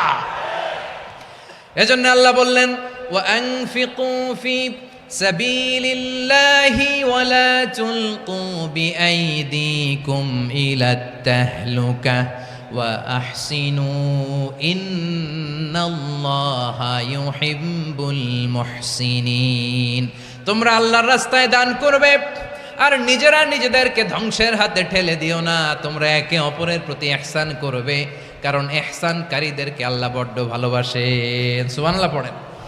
আবার সূরা রহমানে আল্লাহ বললেন, হাল জাযাউল ইহসানি ইল্লাল ইহসান ফাবিআইয়ি আলা, সবাই পড়েন, ফাবিআইয়ি আলাই রাব্বিকুমা তুকাযযিবান।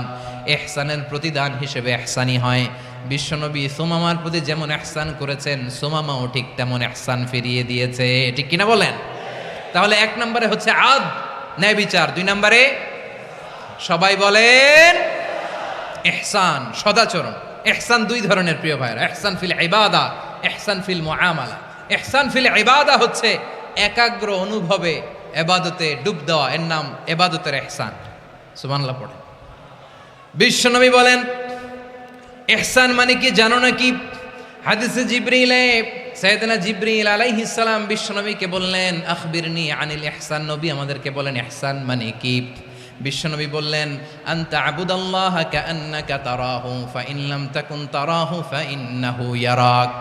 ইহসান মানে হলো এমন ভাবে তুমি আল্লাহর সামনে নিজেকে উজাড় করে ইবাদত করবে, তুমি ভাববে তুমি আল্লাহকে দেখতে পাচ্ছ। আর এটা যদি ভাবা তোমার জন্য কঠিন হয়ে যায়, অন্তত এতটুকু তুমি ভাববা যে আল্লাহ তোমাকে দেখতে পাচ্ছেন। ঠিক কিনা বলেন?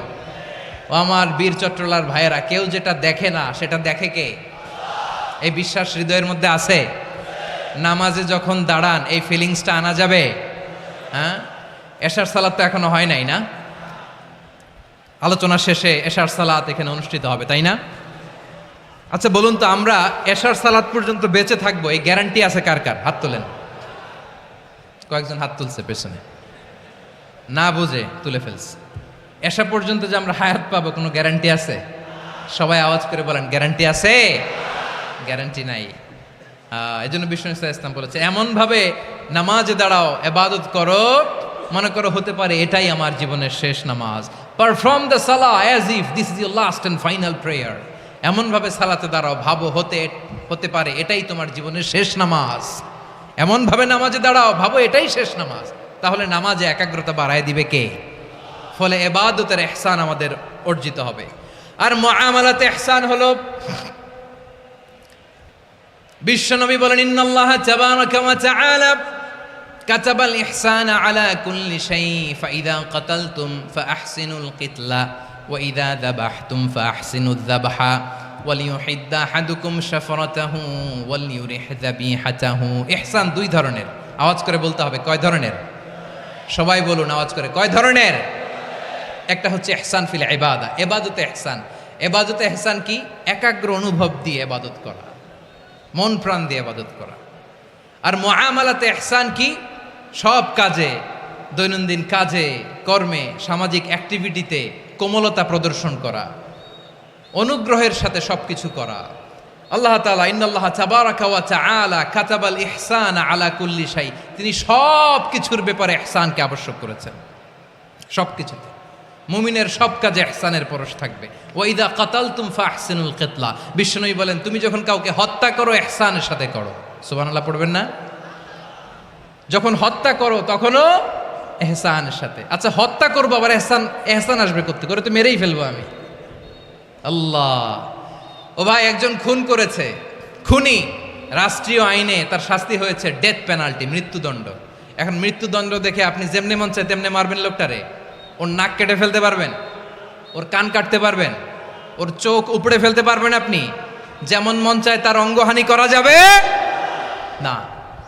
ইহসানের সাথে তাকে হত্যা করো। সুবহানাল্লাহ, this is Islam, this is the true essence of Islam. ওয়া ইযা যাবাহতুম ফাহসিনুয যাবহা, যখন জবাই করবে তখনও ইহসানের সাথে জবাই করো। করব জবাই, ওইখানেও নাকি ইহসান। আচ্ছা কুরবানির দিন আমরা পশুগুলোরে কি করি বলেন সবাই আওয়াজ করে? জবাই। জবাই মানে তো এটার মেরেই ফেলতেছি, একটু পরে তো টুকরো টুকরো করে গোশতগুলো খাবো, এটা তো খাবো, এটা তো মেরেই ফেলবে। বিষ্ণু বলে না, জবাইয়ের মধ্যেও মুমিনের জবাইয়ের ভেতরেও ইহসানের পরশ থাকা চাই। যখন জবাই করবে প্রাণীটাকে হাত পা টাইট করে বেঁধে নাও, ছুরিটাকে শার্পেন করে নাও, ধারালো করে নাও, যাতে অল্প সময়ে জবাইটা হয়ে যায়, প্রাণীটা যাতে কম কষ্ট পায়। সুবহানাল্লাহ পড়ে। দিস ইজ কল্ড ইহসান। ইহসান, আল্লাহ তাআলা যেমনি আদলের আদেশ করেছেন, ন্যায় বিচার, জাস্টিস এনশিওর করতে বলেছেন, সমাজে ইহসানের ব্যবহার, ইহসানের অনুশীলন তিনি করতে বলেছেন। এজন্য মুমিনের প্রতিটি কাজে, আমার চট্টগ্রামের ভাইয়েরা আমার দিকে তাকান, খেয়াল করে শুনুন, মুমিন জীবনের প্রতিটি কাজে ইহসানের পরশ থাকা চাই। আমরা যেন আমাদের পরিবারের প্রতি ইহসান করি, আমরা যেন আমাদের কর্মচারীদের প্রতি ইহসান করি, আমরা যেন আমাদের কলিগদের প্রতি ইহসান করি, আমরা যেন আমাদের ভাইদের প্রতি ইহসান করি। মুমিন জীবনের প্রতি কাজে ইহসানের পরশ থাকার দরকার আছে না নাই? কথা বুঝতে পেরেছেন? তাহলে আল্লাহ তাআলার 3টা আদেশ ছিল, কয়টা গেল? ভুলে গেছে, ভুলে গেছে চট্টগ্রাম। 3টা আদেশের মধ্যে কয়টা বললাম? প্রথমে কি ছিল? আদল। 2 নম্বরে, 3 নম্বরে রব্বুল আলামিন বললেন ওয়া ইতা ইদিল কুরবা, নিকটাত্মীয়দেরকে দান করো। নিকট আত্মীয়দেরকে দাও, যারা তোমাদের ব্লাড কানেকশনের আত্মীয় তাদেরকে তোমরা দাও। এখানে জেনারেলি বললেন দাও, কি দিব সেটা তিনি এখানে বলেন নাই, সেটা তিনি সূরাতুল ইসরার মধ্যে বলেছেন। আল্লাহ বলেন ওয়া আতিদাল কুরবা হাক্কাহ, নিকট আত্মীয়দেরকে তাদের অধিকার, তাদের প্রাপ্য তোমরা বুঝিয়ে দাও।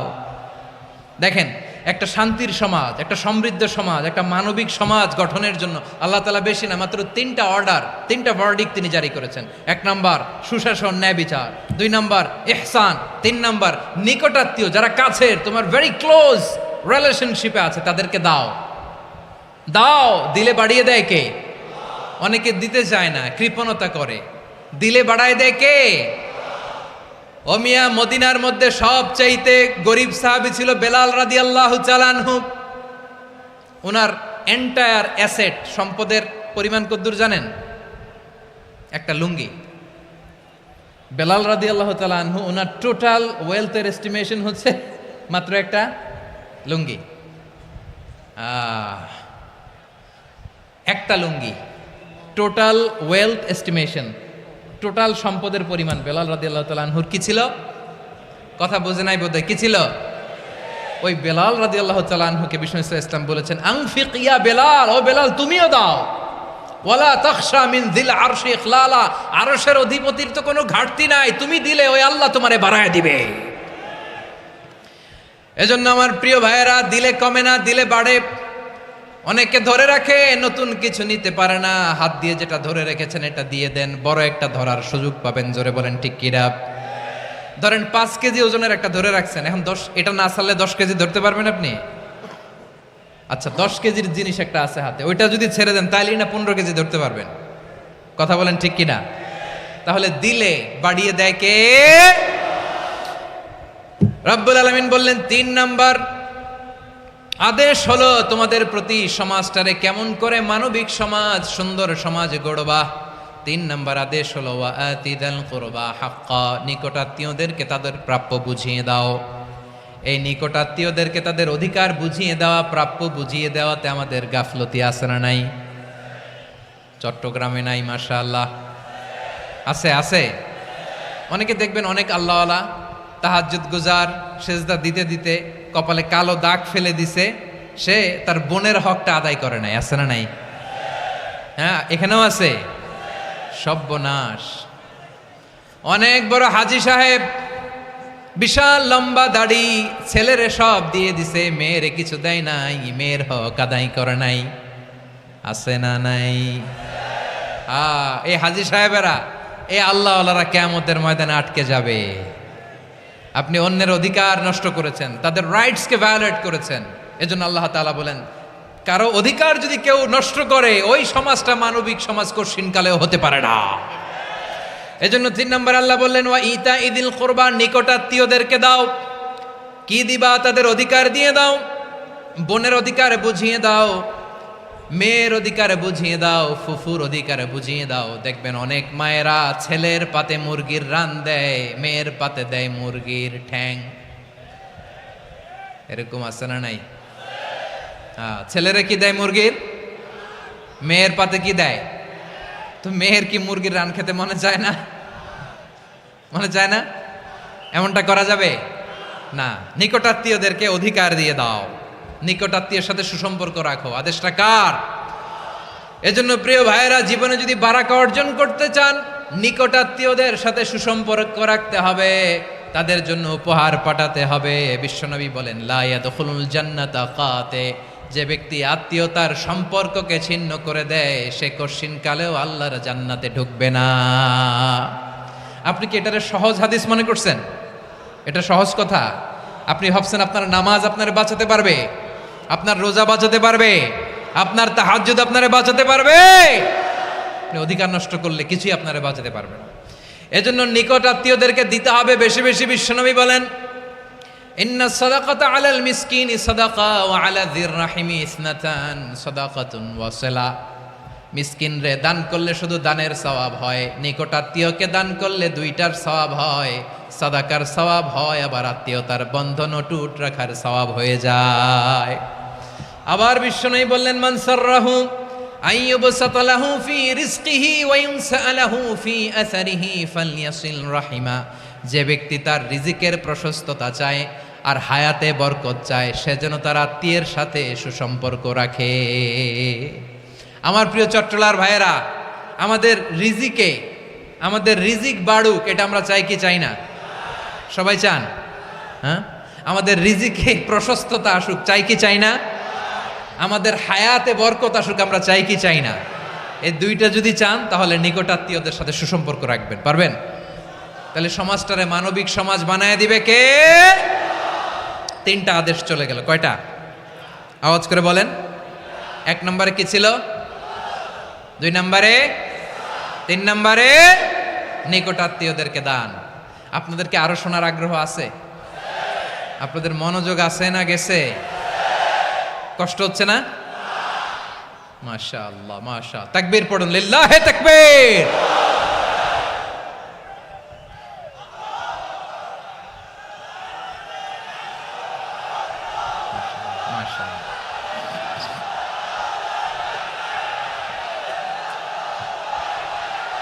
আমার প্রিয় ভাইয়েরা, আল্লাহ তাআলা 3টা জিনিসের যেমনি আদেশ করেছেন, অনুরূপভাবে 3টা বিষয় তিনি বারণ করেছেন, নিষেধ করেছেন। ওগুলোর কাছেও যাওয়া যাবে। শুনবেন। রাব্বুল আলামিন বলেন, ওয়ায়ানহা আনিল ফাহশাই ওয়াল মুনকারি ওয়াল বাগি। আমি যেমনি 3টি বিষয়ে আদেশ করলাম, অনুরূপভাবে 3টি বিষয়ে বারণ করলাম, নিষেধ করলাম। আমার 1 নাম্বার নিষেধাজ্ঞা হলো অশ্লীলতার প্রতি। ফাহশা, ওয়ায়ানহা আনিল ফাহশা। আল্লাহ তাআলা অশ্লীলতাকে নিষেধ করেছেন। কোন জিনিসকে? সবাই বলুন, কোন জিনিসকে? যত ধরনের, যত টাইপের, যত ক্যাটাগরির অশ্লীলতা হতে পারে, সব অশ্লীলতাকে হারাম করেছেন কে? ফাহশা মানে কি? কথায়, কাজে, আচরণে, কমেন্ট, ফেসবুকের কমেন্টসে যত ধরনের নোংরামো আছে, যত ধরনের অশ্লীলতা আছে, এটাকে আরবিতে বলে ফাহশা। এটাকে কি বলে? রাব্বুল আলামিন বলেন, কুল ইন্নামা হাররামা রাব্বিয়াল ফাওয়াহিশা মা যাহারা মিনহা ওয়া মা বাতান। ও নবী, আপনি বলে দেন, আমার রব প্রকাশ্য, অপ্রকাশ্য, স্পষ্ট কিংবা অস্পষ্ট, দৃশ্যমান কিংবা অদৃশ্যমান সব অশ্লীলতাকে হারাম করেছেন। সব ধরনের অশ্লীলতা হারাম, সব ধরনের। আল্লাহ তাআলা আমাদেরকে অশ্লীলতা থেকে বাঁচান, অশ্লীলতা থেকে তিনি আমাদেরকে হেফাজত করুক। পড়েন আমিন। এবার বলেন, আমাদের সমাজে অশ্লীলতা আছে না নাই? চট্টগ্রামে নাই? আমি কই নাই, ওনারা বলে আছে। দেখছেন, আমি সামহাও বাঁচায় দেওয়ার ট্রাই করতেছি, ওনারা বলে আছে। অশ্লীলতা নানা ভাবে, নানা নামে, নানা মোড়কে আমাদের সমাজে আছে না নাই? সংস্কৃতির নামে, ফ্যাশনের নামে, বিনোদনের নামে, উপন্যাসের নামে, কনসার্টের নামে অশ্লীলতা আছে না নাই? আপনি দেখেছেন কনসার্টগুলোর অবস্থা? এই যে আতিফ আসলাম যে আসছে আমাদের দেশে, তারপর কে কে আসছে, আমাদের তরুণ তরুণীরা, আমাদের যুবক যুবতীরা, আমাদের জেনজিরা, কি অবস্থা ওইখানে? হ্যাঁ, কি অবস্থা? কে বাঁচাবে ওদের? কে রক্ষা করবে ওদের ইমানের, ওদের চরিত্রের হেফাজতের গ্যারান্টি কে দিবে? কনসার্টের নামে অশ্লীলতা আছে না নাই? ছেলে মেয়ে একে অপরকে জড়ায় ধরতেছে, একে অপরকে চুমু খাচ্ছে প্রকাশ্যে, দিবালোকে, গণমানুষের সামনে।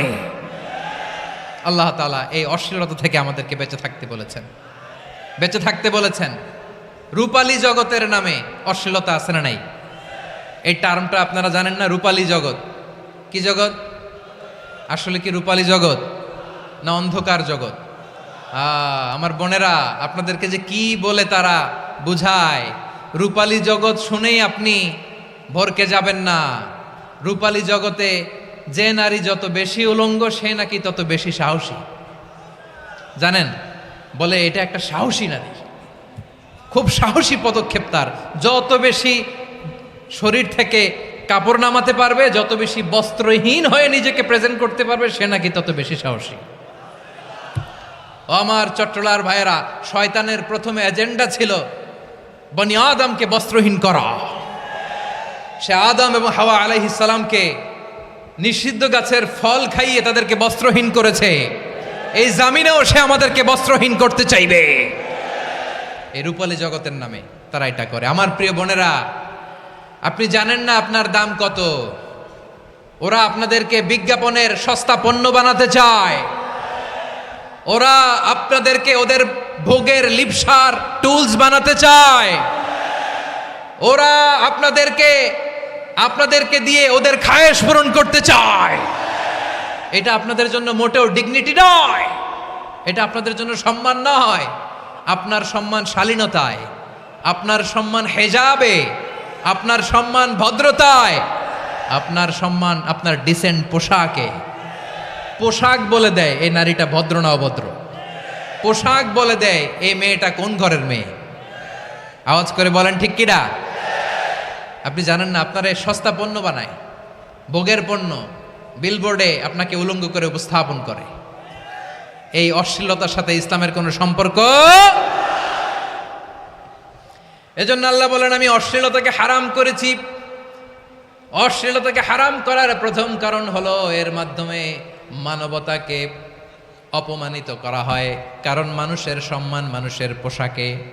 মানুষ যখন পোশাকহীন হয়ে যায়, বস্ত্রহীন হয়ে যায়, তার সম্মান কমে যায়। ঠিক কিনা?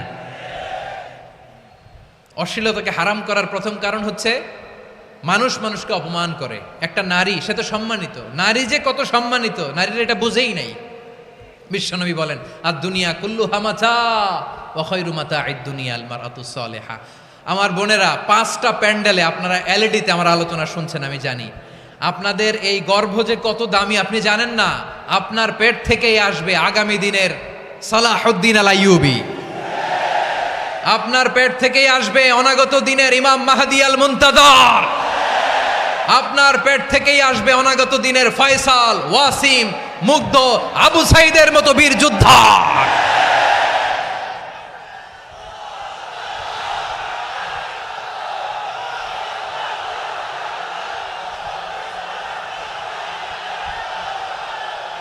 আমার প্রিয় বোনেরা, আমার প্রিয় বোনেরা, বিশ্বনবীর কথার ওজন খেয়াল করেন। আর দুনিয়া কুল্লুহা মাতা ওয়া খায়রু মাতা'আদ দুনিয়া আল মারআতুস সালিহা। দুনিয়ার সবকিছুই অ্যাসেট, এর মধ্যে সবচেয়ে দামি অ্যাসেট নেককার নারী। আপনার গর্ভ যে কত দামি আপনি জানেন না। নিজের সময়টাকে কাজে লাগান, কোরআন পড়েন, সুন্নাহ পড়েন। আপনার অনেক দায়িত্ব ঘরে। You are the MD of your family. একটা family it's a very big institution. পরিবার একটা অনেক বড় প্রতিষ্ঠান। And you are the MD of your institution. আপনি এই পরিবারের MD, managing director of your family. এখানে আপনার কত দায়িত্ব। আপনি ছেলেমেয়েদেরকে তারবিয়া করবেন। আপনি আপনার স্বামীর জন্য ঘরটারে জান্নাতের নীর বানাবেন। আপনার জন্য জান্নাতের ডুপ্লেক্স বাড়ি ওইখানে তৈরি করে রাখবে কে? আপনি যে কত দামি আপনি জানেন না। নারীদেরকে আল্লাহ বানিয়েছেন উচ্চতর করে, নিম্নতর নয়। নারীদেরকে ছোট্ট জিনিস দিলে এটার বড় করে দেয়। নারীদেরকে ভ্রূণ দিলে, শুক্রাণু দিলে নারী এটারে বাচ্চা হিসেবে উপহার দেয়, ঠিক কিনা? বিয়ের মাধ্যমে স্বামী যখন তার শুক্রাণু তার স্ত্রীকে উপহার দেয়, স্ত্রী রিটার্নে কি উপহার দেয়? ফুল ফর্ম বেবি, মানব সন্তান। দেখছেন, আপনি দিলেন একটুক, উনি দিছে বিশাল। আপনি যদি নারীকে বাজার এনে দেন, নারী এটাকে সুস্বাদু খাবারে রূপান্তর করে দেয়। আপনি তাকে একটা মুচকি হাসি দিয়ে দেন, সে তার কলিজা দিয়ে দেয়। কিন্তু যদি আপনি তার মনে কষ্ট দেন, সে আপনার জীবনকে জাহান্নাম বানায়া দেয়। খবর আছে, নারীর মন বুঝতে পারলে নেয়ামত, বুঝতে না পারলে কিয়ামত, ঠিক কিনা বলেন?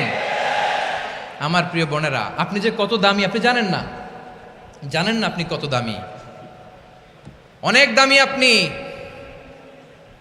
আপনাদেরকে যেন ভোগের সস্তা পণ্য বানাতে না পারে, আপনাদেরকে সচেতন থাকতে হবে, সজাগ থাকতে হবে, কনসার্ন থাকতে হবে। শয়তানের ওই হাতছানির দিকে আর নজর দেওয়া যাবে না। তাহলে কেন আল্লাহ তাআলা এই ফাহশা অশ্লীলতাকে হারাম করলেন? 1 নাম্বার, এতে হিউম্যান ডিগনিটি কমে। 2 নাম্বার, এতে মানুষের অধিকার নষ্ট হয়। আপনি বিয়ে করেছেন এরে, পরকিয়া করেন ওর সাথে, এরকম আছে না নাই? স্ত্রীর অধিকার নষ্ট করেছেন। আপনি বিবাহ সম্পর্কে আবদ্ধ হয়েছেন তার সাথে, আপনি পরকিয়া করেন ওই ছেলের সাথে, আপনি আপনার হাজবেন্ডের সাথে বিট্রে করেছেন। এজন্য আল্লাহ অশ্লীলতাকে হারাম করেছেন। অশ্লীলতাকে হারাম করার আরেকটা কারণ হচ্ছে আল্লাহ তাআলা এই হিউম্যান জেনারেশনকে এটাকে প্রিজার্ভ করতে চায়। হিফজুন নাসল, এটা মাকাসিদুশ শরিয়ার অনেক গুরুত্বপূর্ণ একটা মাকাসিদ, অনেক গুরুত্বপূর্ণ। আপনার নাসল, আপনার জেনারেশনকে সংরক্ষণ করা। এই যে আসতেছে ফেব্রুয়ারি, কত ফেব্রুয়ারি জানো? এটা কি বিশ্ব ভালোবাসা দিবস? হ্যাঁ, কি দিবস? এই বিশ্ব ভালোবাসা দিবসের সাথে মুসলমানদের কোনো সম্পর্ক নাই। আমার প্রিয় ভাইরা, এই যে আপনি অবৈধ সম্পর্কে জড়ালেন, কেন আল্লাহ অশ্লীলতাকে হারাম করেছে দেখেন। বলতেছিলাম যে এটা আপনার নাসল, আপনার জেনারেশন, আপনার লিনিয়েজ, আপনার বংশকে প্রিজার্ভ করা। কে কার বাবা, কে কার মা, বাবা মা জানা, প্রজন্মকে প্রিজার্ভ করা, এটা ইসলাম ওয়াজিব করে দিয়েছে। এই যে অবৈধ সম্পর্কের কারণে, বিশ্ব বেহায়া দিবসের কারণে, এগুলোর আউটপুট হিসেবে মাঝে মাঝে এই ঢাকা মেডিকেলের ডাস্টবিনে নবজাতকের বাচ্চার কান্নার আওয়াজ শুনতে পাওয়া যায়। চট্টগ্রাম মেডিকেলের ডাস্টবিনে নবজাতকের কান্না শুনতে পাওয়া যায়। বীর চট্টলার মুসলমানেরা বুঝতে পারলে আওয়াজ করে বলেন, এই যে চট্টগ্রাম মেডিকেলে যে নবজাতকটা পাওয়া গেল, ওর বাবাকে আমাকে বলেন, ওর বাবাকে, ওর মাকে, ও কোন ফ্যামিলির সন্তান কেউ জানে? আপনি হিউম্যান ডিগনিটিকে অপমান করেছেন না? আপনি তার ভবিষ্যৎকে অন্ধকার করেছেন না? আপনি তার লিনিয়েজকে প্রশ্নবিদ্ধ করে দিয়েছেন না? এই জন্য আল্লাহ তাআলা অশ্লীলতাকে আমাদের জন্য হারাম করে দিয়েছেন। পড়েন সুবহানাল্লাহ। এই জন্য রাব্বুল আলামিন বলেন, কুল ইন্নামা হারামা রাব্বিয়াল ফাওয়াহিশা মা যাহারা মিনহা ওয়া মা বাতান। প্রকাশ্য অপ্রকাশ্য সব অশ্লীলতাকে হারাম ঘোষণা করে দিয়েছে কে? আবার দুনিয়ার বুকে যারা অশ্লীলতার প্রসার করে তাদের জন্য শাস্তি মজুদ রেখেছে কে? রব্বুল আলামিন বলেন, ইন্নাল্লাযীনা ইউহিব্বুনা আন তাশিআল ফাহিশাতু ফিল্লাযীনা আমানু লাহুম আযাবুন আলীমুন ফিদ দুনিয়া ওয়াল আখিরাতি ওয়াল্লাহু ইয়ালামু ওয়া আনতুম লা তা'লামুন। নিশ্চয়ই যারা বিশ্বাসীদের মাঝে অশ্লীলতার প্রচার প্রসার করতে চায় তাদের জন্য আমি মর্মন্তুদ শাস্তি প্রস্তুত করে রেখেছি, দুনিয়াতেও রেখেছি, আখিরাতেও রেখেছি। ঘোষণাটা কার? যারা এই নাটকের নামে, সিনেমার নামে, রূপালী জগতের নামে, মুভির নামে, ওটিটি প্ল্যাটফর্মের নামে আমার সমাজে অশ্লীলতা ছড়াতে চায় তাদের জন্য কঠিন মর্মন্তুদ শাস্তি মজুদ রেখে দিয়েছে কে?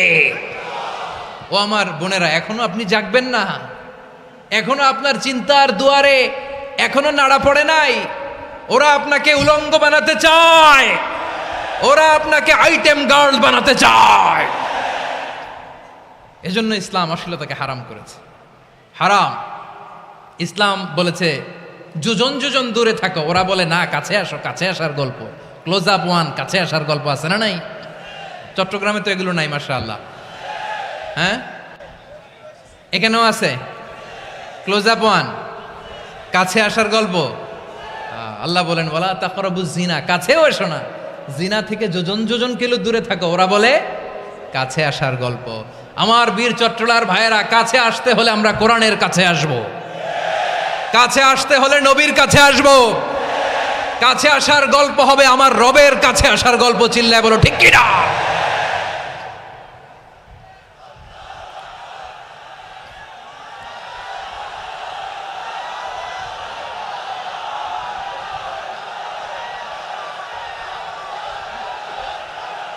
বসুন বসুন আমার ভাইয়েরা।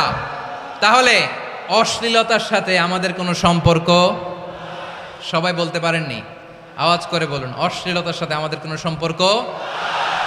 আমরা এই সমস্ত ক্লোজ আপ ওয়ান, কাছে আসার গল্পের প্রোগ্রামে যাব? আমরা কোনো ধরনের অশ্লীল কন্টেন্ট সোশ্যাল মিডিয়ায়, টিভিতে দেখব? কি যুগ যে আমরা কাটাচ্ছি আপনি কল্পনা করতে পারবেন না। পর্ন ইন্ডাস্ট্রি, নারী পুরুষের বস্ত্রহীন যুগল দৃশ্য, এটাকে দিয়ে ওরা কোটি ডলারের ইন্ডাস্ট্রি বানিয়েছে। পুরো মানব ইতিহাসে এরকম জঘন্য সময় মানব ইতিহাস পার করে নাই।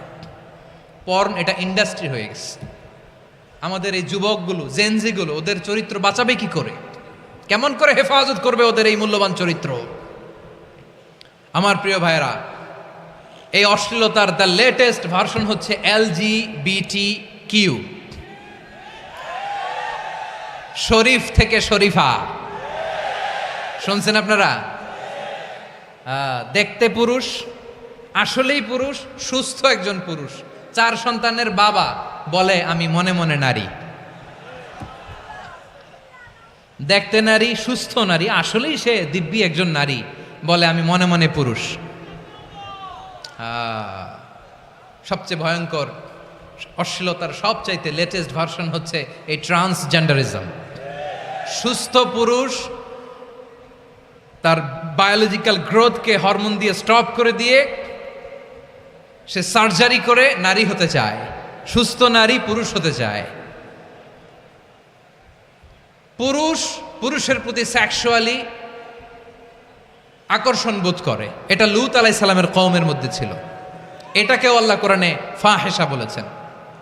ওয়ালুতান ইয ক্বালা লিকাওমিহি আতাতুনাল ফাহিশাতা মা সাবাকাকুম বিহা মিন আহাদিম মিনাল আলামিন। লূত আলাইহিস সালাম বললেন, তোমরা কি এমন এক অশ্লীল কার্যক্রমে ডুব দিলে নাকি যেটা গোটা বিশ্বের কেউ কখনো করে নাই, তোমরাই প্রথম করেছো? পড়েন নাউযুবিল্লাহ। এই পশ্চিমের এই রোগ আমার দেশে যেন আসতে না পারে, আমাদের সজাগ থাকতে হবে। প্রিয় ভাইরা, চিল্লায় বলেন ঠিক কিনা? পশ্চিমের অবস্থা ভয়ঙ্কর। পাশ্চাত্যে, আমি যুক্তরাষ্ট্রে ছিলাম অনেক দিন, কয়েক মাস, বিভিন্ন স্টেটে ঘুরেছি। গার্ডিয়ানরা উদ্বিগ্ন, ছেলে মেয়েদেরকে, ছোট্ট ছেলে মেয়ে, ওদেরকে জিজ্ঞেস করে, তুমি how do you feel right now inside your self? তুমি ভিতরে ভিতরে কেমন ফিল করো? তোমার কি ছেলে ছেলে লাগে না মেয়ে মেয়ে লাগে? আচ্ছা বলেন, এই ছোট্ট বাচ্চাটা ওকে এগুলো জেন্ডার অ্যাসাইনমেন্ট বলতে এগুলো কিছু বুঝে? এইভাবে মিসগাইড করা হচ্ছে। কৌতূহল বশত ছোট্ট ছেলে যদি বলে আমার তো মেয়ে মেয়ে লাগে, তখন বলে যে না তুমি মেয়ে, ছেলে না। মা বাবা বাধা দিলে ওকে আলাদা গভর্নমেন্ট হাউসে নিয়ে যায়। ভয়ঙ্করতম অবস্থা। আমরা একটা সময়ে শুনতাম যে হুজুর আমার ছেলেটা খুব ভালো, হাফেজে কোরআন, আল্লাহওয়ালা। হুজুর আমার ছেলে দাড়ি রাখছে, আল্লাহওয়ালা। হুজুর আমার ছেলে 5 ওয়াক্ত সালাত জামাতের সাথে পড়ে, তার মানে আল্লাহওয়ালা। পশ্চিমে যে আমি কি শুনছি জানেন? ওরা বলে হুজুর আমার ছেলেটা ইউনিভার্সিটির একটা মেয়ের সাথে প্রেম করে, ও খুব আল্লাহওয়ালা, হুজুর দোয়া করবেন। এর কারণ ওদের কাছে আল্লাহওয়ালার ক্রাইটেরিয়া হচ্ছে হুজুর আমার ছেলেটা আরেক ছেলের পছন্দ করে নাই, আমার মেয়েটা আরেক মেয়েকে ভালোবাসে নাই, এজন্য আমার ছেলেটা আল্লাহওয়ালা, হুজুর ওর জন্য একটু দোয়া করে দিয়েন। কি চ্যালেঞ্জ ওরা ফেস করতেছে। ওনার ছেলে যে আরেক ছেলেরে বিয়ে করবে না, এটাতেই উনি খুশি যে আলহামদুলিল্লাহ আমার ছেলেটা একটা মেয়েরে ভালোবাসে, আমার মেয়েটা একটা ছেলেরে ভালোবাসে, মানে এটা খুব আল্লাহওয়ালা। নাউজুবিল্লাহ পড়তে পারলেন না? এজন্য অশ্লীলতার সাথে আমাদের কোনো সম্পর্ক। রব্বুল আলামিন বলেন ওয়ায়ানহা আনিল ফাহশাই ওয়াল মুনকারি ওয়াল বাগি, 3টা জিনিসকে আমি নিষিদ্ধ করলাম। 1 নাম্বার হলো ফাহশা, অশ্লীলতা। 2 নম্বরে হলো মুনকারের সমস্ত মন্দ কাজ। আপনাদের মনোযোগ আছে না? শেষ করে দিব? আর 2-1 মিনিট শুনবেন? আচ্ছা বলি তাহলে, আর 2-1 মিনিট। তাহলে নিষেধাজ্ঞা জারি করেছেন 3টা জিনিসের উপর। 1 নাম্বার কি? ফাহশা, অশ্লীলতা। 2 নাম্বার মুনকার। মুনকার মানে হচ্ছে যত মন্দ কাজ, খারাপ কাজ, বাজে কাজ, এটার বলে মুনকার। এটার কি বলে? আপনারা পড়ছেন না, তা'মুরুনা বিল মা'রুফি ওয়া তানহাউনা আনিল মুনকার। ভালো কাজের আদেশ, সৎ কাজের আদেশ, অসৎ কাজের নিষেধ।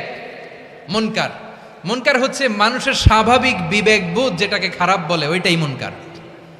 পৃথিবীর সব আসমানি গ্রন্থ যেটাকে খারাপ বলেছে, মানুষের স্বাভাবিক বিবেকবোধ যেটাকে খারাপ বলেছে, এগুলো সব মুনকার। যেমন ইফটিজিং, এটা কি ভালো না খারাপ? মজুদদারি, খাদ্যে ভেজাল দেওয়া, ওজনে কম দেওয়া, মাছে ফরমালিন মিশানো, চাঁদাবাজি, টেন্ডারবাজি, দখলবাজি, এগুলো আমাদের স্বাভাবিক বিবেকেই বলে এগুলো খারাপ, এগুলো হচ্ছে মুনকার।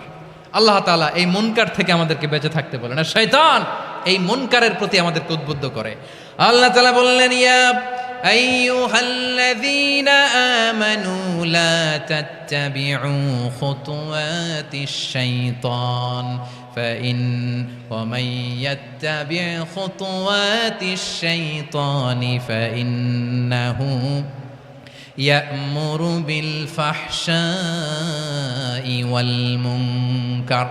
আল্লাহ বললেন, ও আমার গোলামেরা শোনো শোনো, ও আমার বিশ্বাসী বান্দারা খবরদার, তোমরা কশিনকালেও শয়তানের পদাঙ্ক অনুসরণ করবে না, কারণ শয়তান তোমাদেরকে অশ্লীলতা এবং মন্দ কাজের দিকে উদ্বুদ্ধ করে।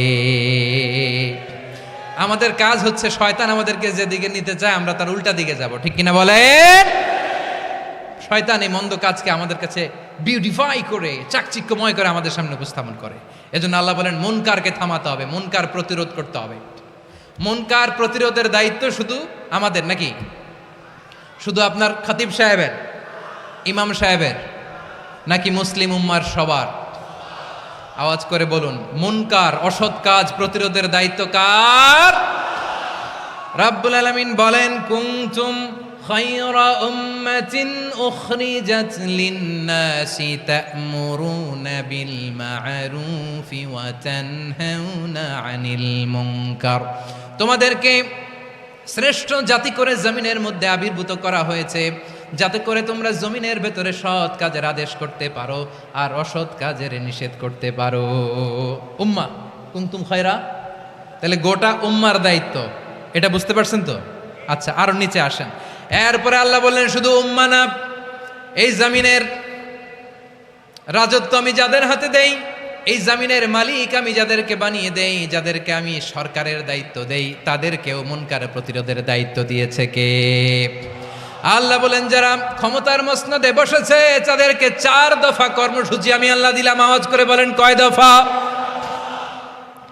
আল্লাহ বলেন, আল্লাযীনা ইম্মাক্কান্নাহুম ফিল আরদি আকামুস সালাতা ওয়া আতাউয যাকাতা ওয়া আমারু বিল মা'রুফি ওয়া নাহাউ আনিল মুনকার ওয়ালিল্লাহি আকিবাতুল উমুর। যারা এই জমিনের উত্তরাধিকার হয়েছে তারা 4 দফা কর্মসূচি নিয়ে সামনে আগাবা। সালাত কায়েম করবা, যাকাত আদায় করবা, সৎ কাজের আদেশ দিবা, অসৎ কাজ থেকে মুনকার প্রতিরোধ করবা। আদেশটা কার?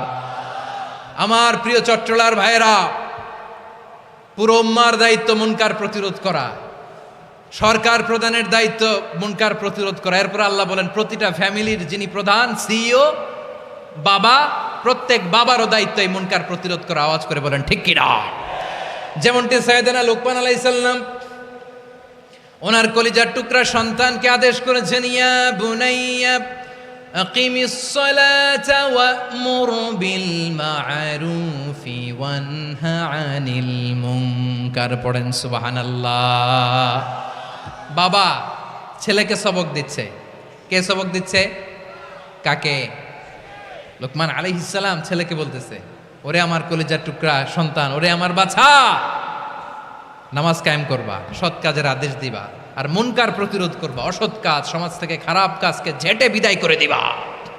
তাহলে দেখেন, আমি স্টেপ বাই স্টেপ নামলাম। পুরা উম্মার দায়িত্ব। জমিনের উত্তরাধিকারী আল্লাহ যাদেরকে বানিয়েছেন সরকার, তাদের দায়িত্ব, প্রতিটি ফ্যামিলির প্রধানের দায়িত্ব। এরপরে বিশ্বনবী বলেন সচেতন প্রতিটি মুসলিমের দায়িত্ব সমাজ থেকে মুনকারকে উৎখাত করা।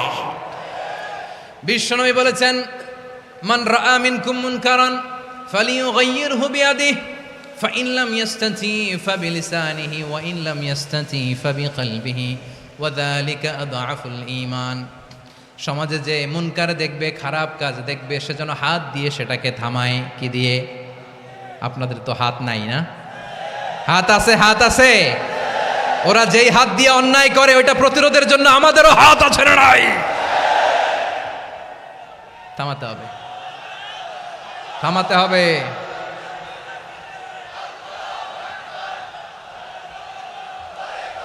বসুন আমার প্রিয় ভাইয়েরা, ওরা ওদের যেই হাত দিয়ে টেন্ডারবাজি করে, চাঁদাবাজি করে, ইফটিজিং করে, দখলবাজি করে, যেই হাত দিয়ে, ওই মুনকার থামায় দেওয়ার জন্য আল্লাহর দিয়ে আমাদেরও দুটি হাত আছে না নাই? আমাদেরও হাত আছে। থামাইতে হবে, থামাইতে হবে, হিম্মত করতে হবে। আমার প্রিয় ভাইয়েরা, না থামালে আমরাই ডুববো শেষমেশ।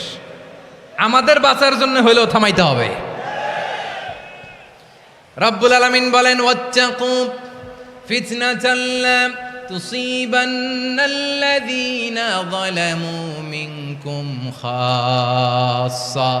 ও আমার গোলামেরা, ওই আযাবকে ভয় করো যে আযাব যখন আমি জমিনের বুকে পাঠাই শুধু জালেমদেরকেই মারি না, আলেমদেরকেও মারি। আযাব যখন আসে তখন শুধু জালিমই মরে না, আলেমও মরে। জানেন মুসা আলাইহিস সালামের পায়ে একবার একটা লাল পোকা কামড় দিয়েছে, লাল পিঁপড়া। লাল পিঁপড়া কামড় দিলে খুব আরাম লাগে না? কি লাগে? হ্যাঁ, জলে না? লাল একটা পিঁপড়া কামড় দিছে, তো উনি রেগে মেগে পাশি দেখে লাল পিঁপড়ার বাসা, পা দিয়ে ডলে মুছে সবগুলো পিঁপড়া মেরে ফেলছে। এই ঘটনাটা আল্লাহ ঘটিয়েছেন এজন্য মুসা আলাইহিস সালাম ছিলেন কালিমুল্লাহ, সরাসরি আল্লাহর সাথে কথা বলতেন। তিনি আল্লাহকে জিজ্ঞেস করেছিলেন, আল্লাহ তুমি যখন কোনো জনপদে আযাব পাঠাও, শাস্তি দাও, ওখানকার শুধু জালেমরাই তো মরে না, ভালো মানুষগুলাও মরে, তো আযাব দিবা মুশরিকদের উপর দিবা, অবাধ্যদের উপর দিবা, ভালো মানুষগুলারে মারো কেন? আল্লাহ বললেন, মুসা তোমার যে কামড় দিছিল পায়ের মধ্যে পিঁপড়া, কয়টা পিঁপড়া? জোরে বলেন। একটা পিঁপড়া, তো সবগুলারে মারলা কেন? রেগে মেগে পুরো পিঁপড়ার বাসা ভেঙে মেসাকার করলা কেন? এই মুসা, আমি যখন অ্যাকশনে যাই, আমি যখন শাস্তি দেই, তখন এত বাস বিচার করা হয় না, বাস বিচার করা যায় না। যখন অ্যাকশনে যাওয়া হয় ওইটা ডাইরেক্ট অ্যাকশন হয়ে যায়। চিল্লায় বলো ঠিক কি না? এজন্য আমাদের বাঁচার জন্য হলেও এই পাপ থামাতে হবে, এই শয়তানের অট্টহাসি থামাতে হবে, অন্যায় অপরাধ সমাজ থেকে আমাদের থামাতে হবে। কারণ আযাব আসলে ওরাও মরবে, আমরাও মরব। একটা জাহাজ 2 তলা, আপনি আছেন 2য় তলায়, শুনতেছেন? শুনতেছেন? জাহাজ কয় তলা? আপনি কোন তলায়? 2য় তলায়। নিচের তলার কিছু লোক জাহাজের তলা ছিদ্র করতে আরম্ভ করছে। কি ছিদ্র করতেছে? আচ্ছা, জাহাজের তলা ছিদ্র করলে তলা দিয়ে কি ঢুকে? এখন আপনি যদি বলেন আমার কি, আমি তো 2 তলায়, আমার কি, আমি তো সেফ, আমি ইন দ্য সেফ জোন, আমি তো ভালো আছি, আমি তো ভালো আছি, ওরা ছিদ্র করে ওরা মরবে। আসলে কি শুধু ওরা মরবে, নাকি তলা ফুটো হলে ভিতরে পানি ঢুকলে আপনারও সলিল সমাধি হবে? তলা দিয়ে যখন পানি ঢুকবে, জাহাজ ঢুকলে আপনিও মরবেন। এজন্য নিজে মরার আগে ওই পাগলগুলোর নিচতলায় যে থামাতে হবে। চিল্লায় বলেন ঠিক কি না? এজন্য আল্লাহ বললেন মুনকার প্রতিরোধের দায়িত্ব সমাজের টপ টু বটম সবার। পুরো উম্মার দায়িত্ব, সরকার প্রধানের দায়িত্ব, প্রতিটি ফ্যামিলির প্রধান বাবার দায়িত্ব। বিশ্বনবী বললেন প্রতিটি সচেতন মুসলিমের দায়িত্ব। এজন্য মুনকার প্রতিরোধ করার দরকার আছে না নাই? সমাজে এই যে ইফটিজিং হয়, আপনার বোনের বয়সী একটা মেয়েকে কিছু বকাটে টিটকারি করে, এই বলে সেই বলে, নোংরা কথা বলে, রাস্তায় দেখেও আপনি পাশ দিয়ে না দেখার মতো চলে যান কেন? আপনি দাঁড়ান না কেন? আপনি দাঁড়ালেই তো থেমে যাবে, কারণ সত্যের যে শক্তি তার সামনে মিথ্যা মুখ থুবড়ে পড়ে। আপনার সামনে ও কিছুই না, নাথিং। আপনি দাঁড়ান, ওকে প্রশ্ন করেন যে আমার বোনকে তুমি ডিস্টার্ব করো কেন? আপনাকে দেখে আরো 5 জন দাঁড়াবে, 5 জনকে দেখে আরো 10 জন দাঁড়াবে। আমাদের নীরবতা আর আমাদের নিশ্চুপ থাকাই জালিমদেরকে আরো শক্তিশালী জালিম বানিয়েছে। এজন্য মুনকার প্রতিরোধের দায়িত্ব আমাদের সবার। টেন্ডারবাজি, চাঁদাবাজি, দুর্নীতি, অপরাধ, দখলদারিত্ব, মজুদদারি, এগুলো সব কিছু একসাথে প্রতিরোধ করতে হবে, ঠিক কিনা বলেন? একটা মানবিক সমাজ যদি চাই, প্রতিরোধ করতে হবে। প্রিয় ভাইয়েরা, আল্লাহর শপথ নিয়ে বলি, এই নাসিহাতগুলো সবার জন্য, সব দলের জন্য, সব মতের মানুষের জন্য। আমরা কোনো দলের প্রতি মানুষকে ডাকি না, আমরা ডাকি ইসলামের দিকে। সব দলের, সব মতের, সব মানুষদেরকে আমরা আহ্বান জানাই, আসুন আমরা একটা সুন্দর সমাজ বিনির্মাণ করি। এই যে নতুন বাংলাদেশের এক সুযোগ এসেছে, আর জীবনে হয়তো আসবে না, সামনের 100 বছর এই সময় আসবে না। আসুন দেশটাকে আমরা সাজাই, আসুন আমরা দুর্নীতি বন্ধ করি, আসুন আমরা চাঁদাবাজি বন্ধ করি, আসুন আমরা দখলদারিত্ব বন্ধ করি, আসুন আমরা এক দল আরেক দলকে নিশ্চিহ্ন করার যে রাজনীতি, এটা বন্ধ করি। সব দলের প্রতি আমার আহ্বান। আমি কিছুদিন আগে একটা নিউজ দেখলাম, ওই যে লন্ডনে বসে জনাব তারেক রহমান সাহেবকে আমি ধন্যবাদ দিতে চাই। উনি সংবাদ শোনা মাত্রই ওনার দলের অনেক চাঁদাবাজকে উনি বহিষ্কার করেছেন। I do appreciate. প্রতিটি দলের এরকম ইনিশিয়েটিভ নেওয়ার দরকার আছে না নাই? যে কোনো দলে এই প্র্যাকটিসটা থাকার দরকার আছে না নাই? চাঁদাবাজদের সাথে আপনারা নিজেদেরকে মুক্ত ঘোষণা করবেন যে এরা আমার দলের কর্মী হতে পারে না।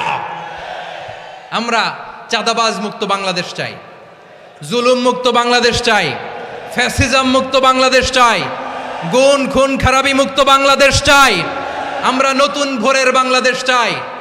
ওই বাংলাদেশ পাওয়ার জন্য মুনকার প্রতিরোধে, অন্যায় প্রতিরোধে যদি বাঘের বাচ্চার মতো, আবু সাইদের মতো 2 হাত উঁচু করে বুককে টান টান করে প্রসারিত করে দাঁড়াতে হয়, রাজি আছো মুসলমান? কারা কারা রাজি? আল্লাহকে হাত দেখিয়ে প্রতিজ্ঞা করো।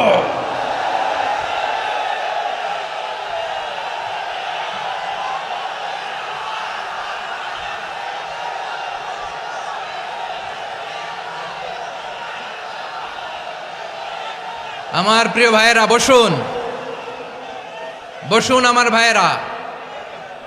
রাব্বুল আলামিন বলেন, ওয়ায়ানহা আনিল ফাহশাই ওয়াল মুনকারি ওয়াল বাগি ইয়াইদুকুম লাআল্লাকুম তাযাক্কারুন। বসুন। আল্লাহ বললেন, আমি অশ্লীলতাকে নিষেধ করি, আমি সব ধরনের মন্দ কাজকে নিষিদ্ধ করি, সব শেষে আমি সীমা লঙ্ঘনকে তোমাদের জন্য নিষিদ্ধ করি। আলোচনা মনে আছে তো? না ভুলে গেছেন? নিষিদ্ধ করেছেন কয়টা জিনিস? 1 নম্বরে অশ্লীলতা, 2 নম্বরে মুনকার তথা সব মন্দ কাজ, 3 নম্বরে আল বাগি, সীমা লঙ্ঘন, ক্রসিং দ্য লিমিট। সীমা লঙ্ঘন করা ভালো না। We all should know our limits. চিল্লায় বলেন ঠিক কিনা? একই আয়াতে আল্লাহ বললেন, কুল ইন্নামা হাররামা রাব্বিয়াল ফাওয়াহিশা মা যাহারা মিনহা ওয়া মা বাতানা ওয়াল ইসমা ওয়াল বাগিয়া বিগাইরিল হক। অন্যায় ভাবে যে অবাধ্য হয়, যে সীমা লঙ্ঘন করে, তাদেরকেও আমি এটা হারাম করে দিলাম। সীমা লঙ্ঘন করা হারাম, সীমা লঙ্ঘন করা হারাম। আল্লাহ বারবার বারবার আমাদেরকে ওয়ার্নিং দেয়। যখন আমরা থামি না তখন আল্লাহ ধরে, আর যখন ধরে তখন ছাড়ে না। ধরে ধরে ধরে না, ধরলে আল্লাহ। ফেরাউনকে কিন্তু হুট করে ধরে নাই, আপনারা জানেন 9 বার ওয়ার্নিং দিয়েছে। ফেরাউনকে আল্লাহ তাআলা ওয়ার্নিং দিয়েছিল কয়বার? বীর চট্টলার বীর সেনানীরা আওয়াজ করে বলেন, ফেরাউনকে ধরার আগে ওয়ার্নিং দেওয়া হয়েছিল কয়টা? রাব্বুল আলামিন বলেন, ওয়ালাকাদ আতাইনা মূসা 9 আয়াতিন বাইয়িনাত। 9টা মুআজিজা দেখিয়েছি। 1 2 3 বারবার এইভাবে রিমাইন্ডার, ওইভাবে রিমাইন্ডার, এইভাবে নাসিহাত, ওইভাবে দাওয়া। ফাকুলা লাহু কাওলান লাইয়িনা, নরম করে বলো, সফট করে বলো, যত ওয়ে হতে পারে দাওয়া মেথডোলজির। মূসা আলাইহিস সালামের সব অ্যাপ্লাই শেষ। 10ম বারে যে আল্লাহ ধরছে, 10ম বারে যে ধরেছে। এজন্য আল্লাহ বলেন, আমি সীমালঙ্ঘনকে পছন্দ করি না। কোরআনের অন্য আয়াতে বাগীকে বলা হয়েছে আল ইতিদা। সীমালঙ্ঘন যারা করে তাদেরকে আল্লাহ বলেছেন মুতাদিন। ওয়াকাতিলু ফি সাবিলিল্লাহিল্লাযীনা ইউকাতিলুনাকুম ওয়ালা তা'তাদু ইন্নাল্লাহা লা ইউহিব্বুল মু'তাদিন। আমি সীমা লঙ্ঘনকারীদেরকে কঠিনকালেও পছন্দ করি না। আমরা যেন সীমা লঙ্ঘন না করি, রাজি আছেন তো? যে কোনো ক্ষেত্রে ইবাদতে যেন সীমা লঙ্ঘন না করি। অনেকে আমরা ইবাদতে সীমা লঙ্ঘন করে ফেলি। বিশ্বনবী সাল্লাল্লাহু আলাইহি ওয়াসাল্লাম যেটা শিখিয়েছেন এর বাইরে যে অতিরিক্ত বুজুর্গ হতে চায়, এরকম আছে না নাই? করা যাবে না, কোনো ক্ষেত্রেই সীমা লঙ্ঘন করা যাবে, এমনকি যুদ্ধক্ষেত্রেও না। বিষ্ণু ইসলাম বলেন খবরদার যুদ্ধক্ষেত্রেও সীমা লঙ্ঘন করো না।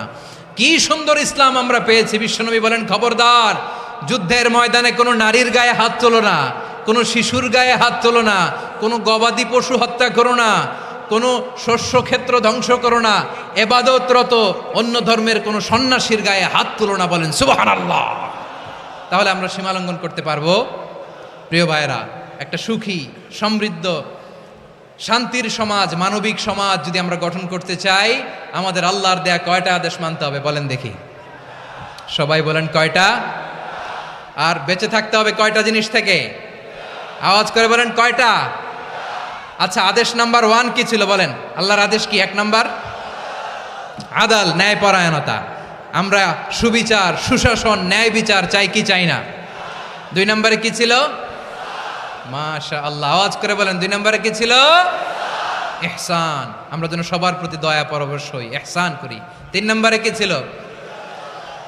নিকটাত্মীয়দের দান করা, তাদের অধিকার প্রাপ্য বুঝিয়ে দেওয়া। পাশাপাশি 3টা জিনিস থেকে আল্লাহ বারণ করেছেন, নিষেধ করেছেন। তার প্রথমটা ফাহশা, অশ্লীলতা। অশ্লীলতার সাথে আমাদের কোনো সম্পর্ক। আজকের এই ঐতিহাসিক চট্টগ্রামের প্যারেড ময়দান থেকে আমরা যত ধরনের মা তাহারা মিনহা মা বাতান, প্রকাশ্য অপ্রকাশ্য, দৃশ্যমান অদৃশ্যমান, সব অশ্লীলতা থেকে নিজেদেরকে মুক্ত ঘোষণা করলাম। অশ্লীলতাকে আমরা না বলে দিলাম। আওয়াজ করে সবাই বলুন নো। অশ্লীলতার সাথে আমাদের কোনো সম্পর্ক। 2 নম্বর নিষেধাজ্ঞা কি ছিল? আল মুনকার, সমাজের যত মন্দ কাজ এগুলোকে আমরা প্রতিরোধ করব। রাজি আছেন তো সবাই? 3 নম্বরে আল বাগি, সীমালঙ্ঘন। কোন মুসলিম সীমালঙ্ঘন করে না, এমনকি যুদ্ধক্ষেত্রেও না। আওয়াজ করে বলেন ঠিক কি না? রাব্বুল আলামিন শেষে বললেন ইয়াইদুকুম লাআল্লাকুম তাযাক্কারুন। আল্লাহ তোমাদেরকে উপদেশ দেন যাতে তোমরা শিক্ষা গ্রহণ করো। আমরা উপদেশ দেব, আমরা জোর করে কাউরে কিছু মানাতে চাই না। লা ইকরাহা ফিদ্দিন ওয়া যাক্কির ফা ইন্না যিকরা তানফাউল মুমিনিন। উপদেশ দিলে এটা মুমিনদের কাজে দেয়। লাস্তা আলাইহিম বিমুসাইতির ইন্নামা আনতা মুযাক্কির। নবী হে, আপনি রিমাইন্ডার দাতা, আপনি উপদেশ দিবেন। আমরাও বিশ্বনবীর এই হাদিসগুলো থেকে, কোরআনের আয়াত থেকে রিমাইন্ডার, এই কথামালা, বাণীবাহক হিসেবে এই বাণীগুলো আপনাদের সাথে কাছে পৌঁছে দিলাম। আমরা আল্লাহ তাআলার কাছে প্রার্থনা করি, আল্লাহ আমরা যেন আদল দিয়ে আমাদের সমাজকে গঠন করতে পারি। আল্লাহ আমরা যেন ইহসান করতে পারি, আমরা যেন নিকটাত্মীয়দের দান করতে পারি। আল্লাহ যত ধরনের অশ্লীলতা, অনাচার, মন্দ কাজ, সীমালঙ্ঘন, অবাধ্যতা থেকে যেন আমরা বেঁচে থাকতে পারি। আল্লাহ তাআলা আমাদের সবাইকে কথাগুলো বোঝার ও আমল করার তৌফিক দান করুক।